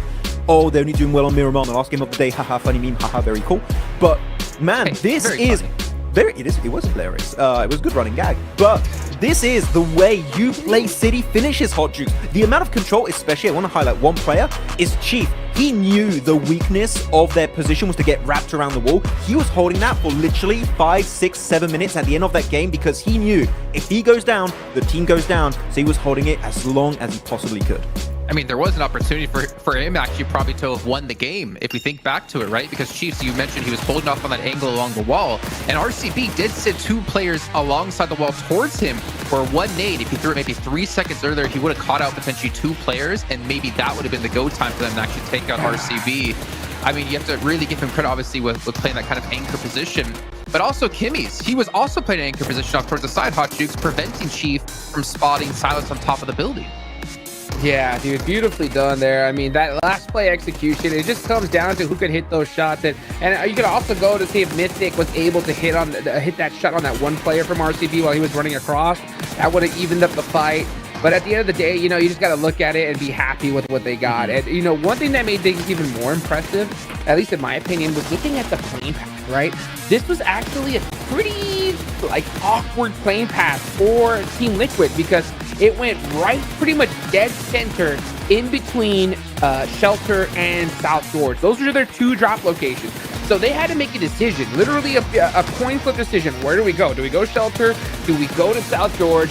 And instead they decide, you know what, let's just go to that secondary drop. Let's head over that way towards South George. And it worked out perfectly for them, considering that we had a northern circle. It allowed them to just get ahead of this lobby when it comes to the speed of their rotate, get access to the northwestern side of Severny, which, you know, always when you have city finishes, you want to play the edge of those cities in case it moves away. It just ended up centering on top of them. So that definitely helped them quite a bit, though.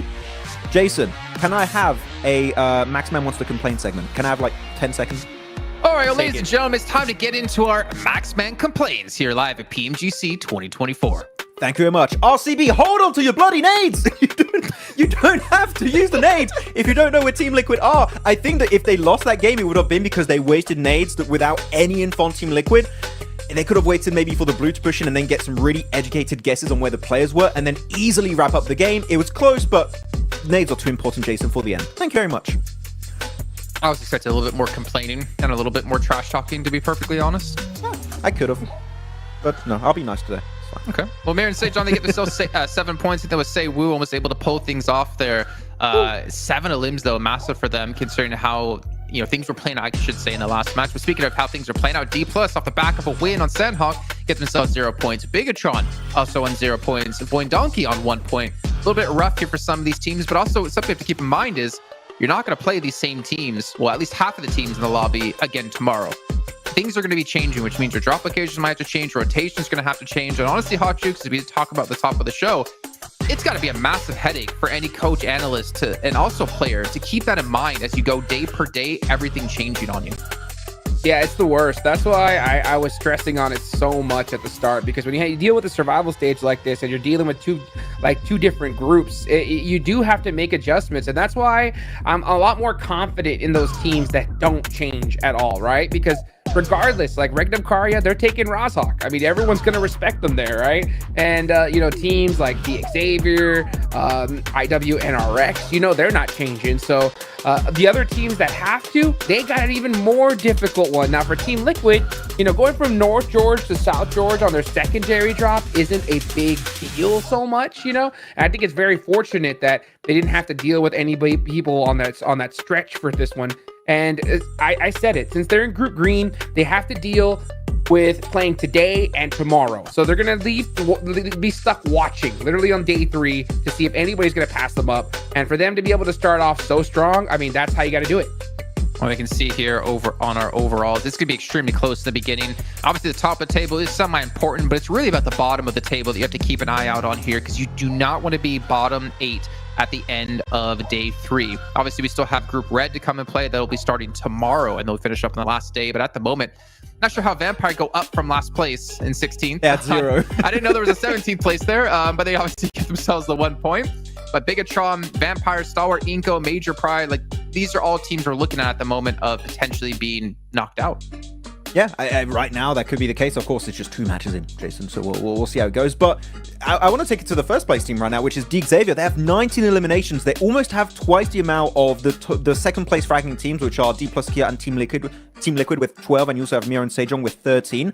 They're putting on a clinic this game. They just start fighting everyone. Hot Jukes, D Xavier, I think, that came in with a plan compared to the group stage, where like eliminations are going to be so much more important than just, you know, getting placements like they were doing in their initial group phase. So man, so far they've been completely popping off, and I wonder if that's going to continue throughout the entire group, the entire survival stage. I mean, they're just playing their game, right? The Xavier landing right there in the dead center of Pachinki. The plane path was pretty much right on top of it, so they looted up quick and were able to get moving fast. One team I feel bad for in particular in this match was Major Pride, because that plane path went right over Ferry Pier. That was their old drop spot. But now, since they switched on over to Farm, which was Team Spirit's location, you know, instead they had to kind of find vehicles, you know, rotate on over to Farm. There's nothing worse than having a spot you know and love and just want to drop and take loot and go. But now you got to stretch out a little bit. Your rotation's a little bit behind. Those little adjustments at this stage, Jason, man, can it throw you off your game? I think I'm actually happy you bring up Major Pride, because I think if we look back at Group Yellow, they were the biggest surprise in my eyes almost through every single group, Max. Considering what we saw when it came to CSA and our watch parties, I did not think they would have a chance to get top 3, and yet they fell short by 6 points. I'm wondering if Major Pride can keep up that play from Yellow here into Survival. A lot of people, Jason, on our predictions were like, oh, they don't know about Major Pride. I'm like, nobody knew about Major Pride before this tournament. So, like, I mean, if they can be the surprise again here and make it through the top 6, that would be another surprise for Major Pride. Well, we'll see what surprise will come out of this match here as we head into our second airing guild of the day, once again with John, Allen, and Blaine. It's time for round 2 here on the grassy pastures. Over from Georgia Pole, we're going on a very north-leaning plane path up towards Stalbert again, Blank. 4MV backup drop, maybe? Could be on the cards. We'll see where that ends up going. I don't think we've even seen a 4MV backup drop in such a long while, always going down towards Sosnovka. Even if they drop out early, get some vehicles, still down towards Sosnovka, no matter what. But we'll definitely see some variation in terms of drop spots, because some areas are a little bit harder to get towards, especially over at Neuer. But I think right now it is only 4MV dropping in Sosnovka towards military base. Yeah, without ASI-8 in this lobby yet, there is no direct competition for it. It'll be interesting to see that clash when it comes on through. See, they're dropping out and potentially still looking to go for it towards the southeast side. But a lot of teams, you can see that southern front of players in the plane path dropping out in those parachutes, trying to get more south than everybody else. See if there is any kerfuffle around the vehicles. Dick Xavier may try and challenge for that east side of 4MV's position. Yeah, pick up those vehicles nice and early. I think for 4MV, a lot of those vehicles are probably going to be gone, John. So for 4MV, a little bit of a struggle, maybe heading down towards Ferry Pier, but a nice central circle. Just lean a little bit over towards Sosnovka, though, John. So maybe heads down there in the future. We'll wait and see. Major Pride, the desk we're talking about them, John, for a little while. And, you know, I think that I would agree. A lot of teams, a lot of players didn't really think that they had too much in them. We've seen this squad before under different banners, under different names, and they are good. Somewhat of a rising star team where they've never quite hit that zenith quite yet. But maybe they can do it here in the survival stage. Always looking to try. Well, I mean, the best place to peak is when qualification is on the line, right? So making sure that you are moving up to the top point of your performance when it matters the most, you can't complain. At the moment, DX Xavier, top of the tables, 27 points. They were able to get a big elimination game in Sandhawk. They're looking to repeat that here in the second goal, where they were able to capitalize from that western hillside position in our last game.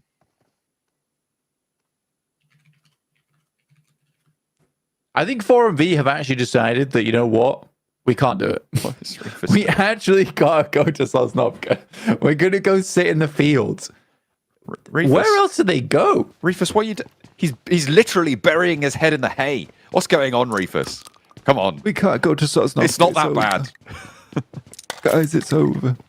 Hide in the hay bales. I am just a horse now. I shall eat this hay.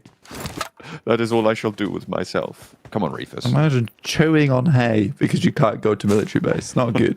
I think one of the players do find a vehicle, though, so maybe potential being able to get out of the way here. Dog running. 4MV are down. Guys, horrendous. you need an alternate drop spot, please. In they go. I do think it's only Potato inside this compound, though, at the moment. This is the north side outpost for Voin Donkey. I wonder if the majority of 4MV actually have weapons. Apex has 2, so they've Certainly got it. Yeah, Potato's just away. He's not going to try and hold this one out. They will give up a little bit of ground, certainly until backup arrives, though, from that south side. Voin Donkey looking to try and regroup towards their teammate. A spray down, Apex. He spots him, and he's turned his tail. They're back up, but they do have 3 players now for Voin Donkey ID. Oversight onto this position. They continue to run it down. Like, they're not giving up early. Going in. Zeus also sent away. Darkin sending out a shotgun shot. I don't think that's going to really repel too many players, but go for it anyway. Let's go extremely low, but can get away from this one. I think so many teams were put out by this playing path, John. No one's really having a very good time. Major pride, though, being able to play over towards Team Spirit spot in farm. And that should be a good position going forward. On that south coast, they'll have a nice stronghold to be able to keep a hold of that and maybe actually stagnate a couple of these rotations, force just some direct approaches, radial on the circle, straight to the center, rather than allowing the free flow of movement on that south side. Still the possibility to loop around through the military base, and I mean, 4MV, they're slowly getting closer to it. I wouldn't be surprised to see them on that military base soon. They might head down. I mean, Voin Donkey currently still holding that area. I think I'm quite curious about how BTR is going to play out this game, because they will have to fend off from a lot of squads. And there is opportunity to take shots towards teams who are trying to find sanctuary in Sosnovka. There goes 4MV. They're finally there. Oh, man. That's crazy that they're going there this late in the game. And not, like, dropping Severny or something, which was completely open in this lobby. And then they go. Over the hills and far away. They're in. It's just a weird one. I mean, Reefers has got no vest, no helmet. We're halfway through stage 1. I mean, sure. I guess this will not fly in PMGC. Grand finals. I'll tell you that right now. Oh dear. I mean, what we said earlier, what Max is now pointing out, with I8 also so hell-bent on dropping towards military base no matter what, this could be a firecracker of a position, right? And 4MV, if they don't readjust around it, or if ASI8 don't readjust around it, one of them's going down for 50% of their games here, and if you're cutting out 6 of your 12 matches to being a bit of a coin flip, that could be disaster for these two teams. Fortunately, they're only going to play one of their days against each other, which means that 6 games will be against this hot drop. Yeah, which is not going to be fun. It's really not going to be fun. So I think 4MV needs to figure something out before then, or I8 is the bigger man in this situation, and they might head to an alternate drop spot for themselves. BTR getting themselves tucked in over towards the south side, just underneath Inco, who are towards their northern edge. Mirror Sejong late to the party, though. Despite Mirror Sejong sometimes going down like towards stage 4, stage 6, they're still on 16 points. They're not having a too terrible of a day here, and a lot of those points are not through placements, they're more through their eliminations, which is a positive sign, I would say, for Mirror Sejong. Getting stuck in, that's what you want to see. These early games in this survival stage, I think, is a little bit of a limit test phase, and we're seeing teams be more aggressive with it. Grabbing 4 or 5 eliminations on a match can be the difference between you qualifying and not, so rolling up your sleeves and getting on with it. That is the way to go, certainly for the earlier parts of these games. Stalwart, shots over towards the Vicious. Oh, well, angles at least. Maybe not able to lace the shots through, but Fearless. He spotted a backpack. Ray's in danger. Can't quite get it through the window, though. Tags a couple of shots into it, and that's not going to get the full damage.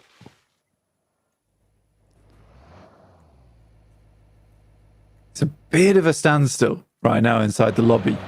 A lot of teams just waiting for this stage 2 because it is uncertain, right? Could head down towards the south in Sosnovka, in which case a lot of teams do need to get a move on.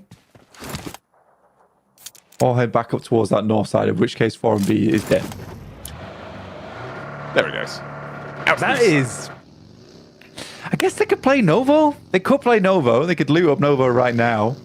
But there is a high likelihood that they will have to move through the eastern bridge. So do they wait until the end of stage 2? I think they would. I think that's the smartest decision to go for. You wait to the end of stage 2 and then wrap around from the western side, hoping that Voin Donkey has left by that point.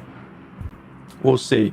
I'm not sure how I feel playing the eastern side, and that's what they're going to do. I wonder how aware BTR are that teams could be coming from the south bridge. With this hard of an eastern shift, though, it may not be unexpected that teams actually go through and just rotate through that military island, not actually go out and loot there initially, right? So maybe they're a little bit more wary of it now. 77 as well. They know 4MV's tricks from the group.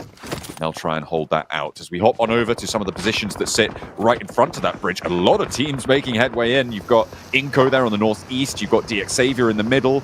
Everybody piling on through. Major Pride, they're bringing a hovercraft with them. As slow as it may be, it's a nice block of cover. Very chunky in its presence. It's not a bad thing to bring with you in terms of cover, at least, going in towards that end game. As we are rocking up towards, I wouldn't say it's an area that has little compounds to play.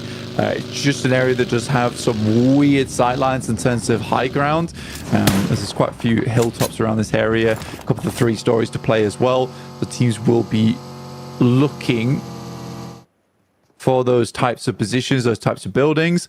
4MV looking to cross on the eastern bridge. Why is Voin Donkey doing this? Well, this is what I was talking about, right? With the possibility of teams actually going through military island to go for a rotate. You know, everybody's moving in from that west side, so there is a bit more of an opportunity maybe to find an opening there and get a successful crossing. It's a risk, but they might find 4MV for it. Yeah, they might do. I think that when I was looking in terms of the circles, I was curious to whether Voin Donkey would go for a northern wrap. I mean, you could play off the back of prison potentially.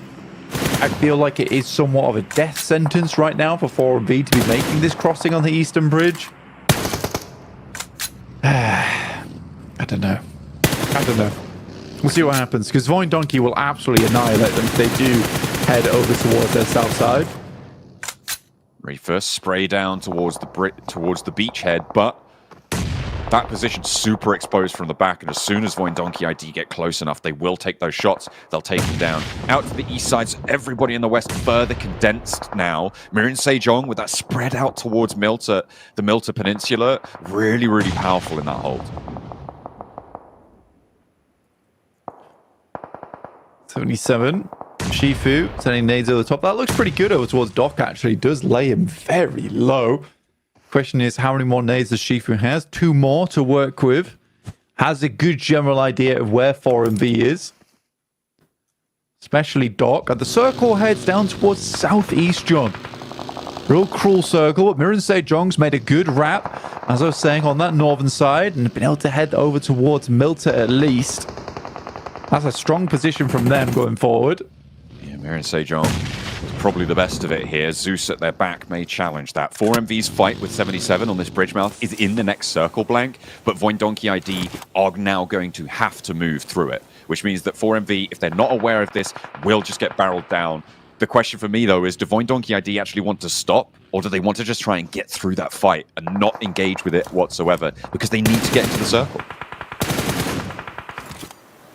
Yeah, they could just fly on through. That might be a decision to make, but actually having this circle shift down towards the south side actually makes things so much more difficult for our teams that need to cross the bridge, because it means that a lot of our teams can stick around in these areas, continue to hold out squads. Like 77, their position becomes even more safe over on the western side, cutting out a lot of those sight lines over towards the east, John. Spray down from Nolbu. Does get caught, but not taken out just yet. Hits the deck just in time. Felt like that was just a little bit lucky on the dodge, but the nade and the shots find chips as well on the off angle. D plus Kia losing another. There is a trade-off from Fabian to try and keep them in this one, but D plus Kia now down to 1 player alive. Nades flying over his way, and vehicles as well. Critter moving on through, trying to get that scouting done. Another one up on high, not quite fully on target there. Fabian launches one in response. Doesn't quite get the knock or the flush, but does slow down that approach. First aid available. They're going for the res instead. Team Liquid, they rock up onto the backline of third party onto the high ground on the north side. Stalwart getting moved aside, but Mythic is down. That may slow Team Liquid enough to find Stalwart's reses. For Team Liquid, they're not too unhappy with this either because they know that they've breached an area right now and continue to push in. I think the main difficulty right now is for D plus Kia. Can they extract any value out of this with the 2 players they still have left on site? Currently in 3rd place on the rankings with 22 points. It's not bad, but you sort of want maybe 1 to 4 eliminations on this game with the 2 players you have remaining in this area. There's definitely a chance for it. D plus Kia head out on the outside, and Stalwart's actually going down. 1 player underneath for them. Fearless trying to make this happen. Sanshir goes down. He's incredibly low, and he will be taken out by Team Liquid. Did D plus Kia get any more points off that? Just the 2. Just the 2.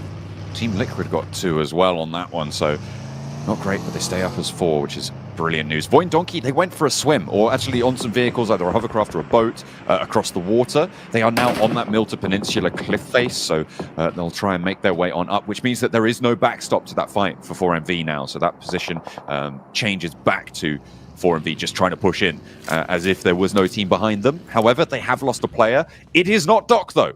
So he is still in, but they're on 3 either way. It is astounding to me that they have survived so long on this south side. I don't quite know how they've done it, but it's been incredibly passive. Next target will be DX Xavier towards their northeast. Really unfun circle, I would say, especially with the big amount of field towards the center of this one, John. A lot of teams having to play on the outer edge, and it's mainly Milta that is becoming a real hot spot for a lot of our squads. Yeah, a lot of teams on the inside of the urban environment. Those fields out to the east. Max is going crazy. He's like, oh, they're playable now. Let's go. New Milta finish. And he's going to be breaking this one down, I'm sure. So pay attention to the death segment after this one if you want to find out how the pros are playing this area. 77 sweeping on the north and actually finding a little leg on Team Liquid. Able to find that first opener. Cardozen from the low ground wants to stop 77 from sweeping, but easier said than done. They continue to move on up to this high ground, and Cardozen will be fairly exposed pretty soon. As soon as 77 get up towards that high ground area, he's taking some bold shots here, but they do manage to find that answer over towards Shifu and Zadira as well as the Vicious chime in. I think with Team Liquid, they have to take bold shots out this way. Realistically, their position is a little bit shaky. So for them to be able to take down 77s as they come in, they can start to look a little bit further down towards their south side, not have to worry too much about their north. That would be the ideal scenario because there is still going to be teams making those northern wraps going forward. 4MV starting to push on out now versus BTR. Apex got dropped out the vehicle straight away. Good step up from one of the players, but is it too little too late as Doc goes down to 1 HP? Doc with the nade, doesn't care that he's only on 1 HP, knows that he just needs to win these trades time after time. Zuxi, nade from the backline, Molotov to reposition, and again, Doc cooks the nade, but the shotgun's there, and there's the roll-up we feared. There's the roll-up we were delivered. 4MV finally cut out of the game. The fact that he was still priming nades whilst on 1 HP is somewhat interesting. I wasn't expecting that one coming through from Doc. Could have maybe gone for the first aid kit, but I guess he was just looking for a chunky nade to come on through. DX Xavier, Vampire, all in the same location. This lineup off towards the western side of Milta. A very, very fun ending indeed that we're going to be seeing here. The craters over on the field on that eastern side going to provide a little bit of cover towards these teams. Mirror and Sejong actually picking up that spot. One of the few teams to do it. Again, Mirror and Sejong, one of the few teams that I can confidently say knows every single map like the back of their hand. Ooh, going straight on top of Milta, though. Vampire tried to get that crash into the west side of Milta. Major Pride got one. I think it was DX Xavier who got another, and now they've lost all of their players. Eliminated. A difficult crash to make. Not too many options for Vampire, but that is unfortunate that they are now down again low on the tables. They've only got 2 points total. It is not a good start for them. Zeus off towards that east as well, John. Struggles bus position They'll have to push on in. Mir and Sejong decide, you know, with that shift over towards that western side that you were talking about, that they're going to move over towards the buildings set on the eastern edge. There is a little bit of staging in terms of the high grounds we set over towards the north side. Currently, I think Major Pride controls those warehouses, which are a strong spot to play it, actually, going forward. Curious to see how a lot of our teams on the north will play this one out. Limbo Boom goes down. That's to the play zone. Team Liquid will move on with three eliminations in the bag. The conversation of the northern sweeps right now between 77 moving up, taking a Team Liquid player down. Now Team Liquid again flexing out, taking some of 77 down. But there's still more threats abroad as Zeus start to move up into these hills on the north side as well. Will they be able to sweep through this as effectively as they maybe have denied 77 and Team Liquid the opportunity to be? Magnum spray down towards Zeus. Zeus on 3 players alive, but they cut through the last of 77. Magnum will be felled. 1 elimination for Zeus, but they do get a little bit of control. However, downhill still necessary for their next maneuver. The Vicious up against Major Pride. Starts out well. David moves into the building. Becker's down. Elementric goes next. 3 players still up for the Vicious and Major Pride, with 1 player left remaining. And nowhere near close by. Nate goes in from Evo Station. Elementrix might be able to be picked up here, John.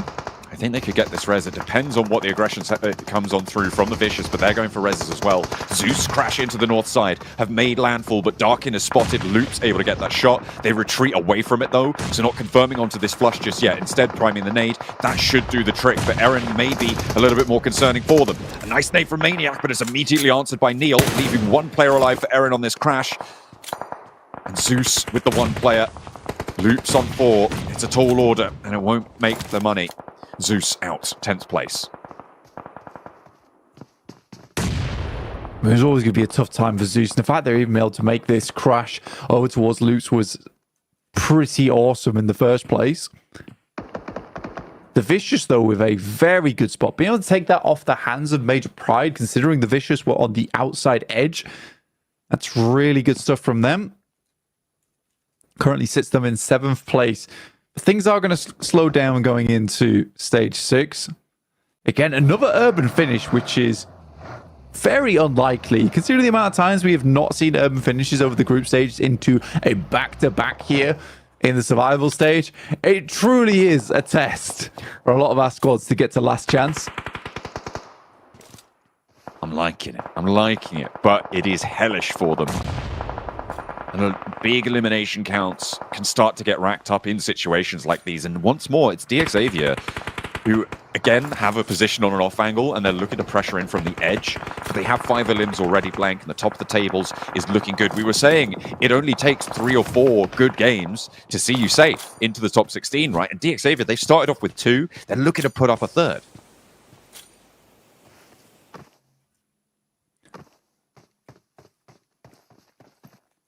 Voin Donkey down towards the southeast side.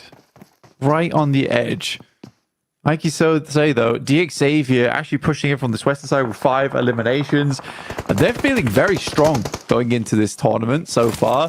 It was a hard circle for them last time here on Erangel. They're looking for another difficult crossing again, but doing it with style. And with 5 eliminations, all players on full HP, looking for some decent shots. Levi's now peeking the angle.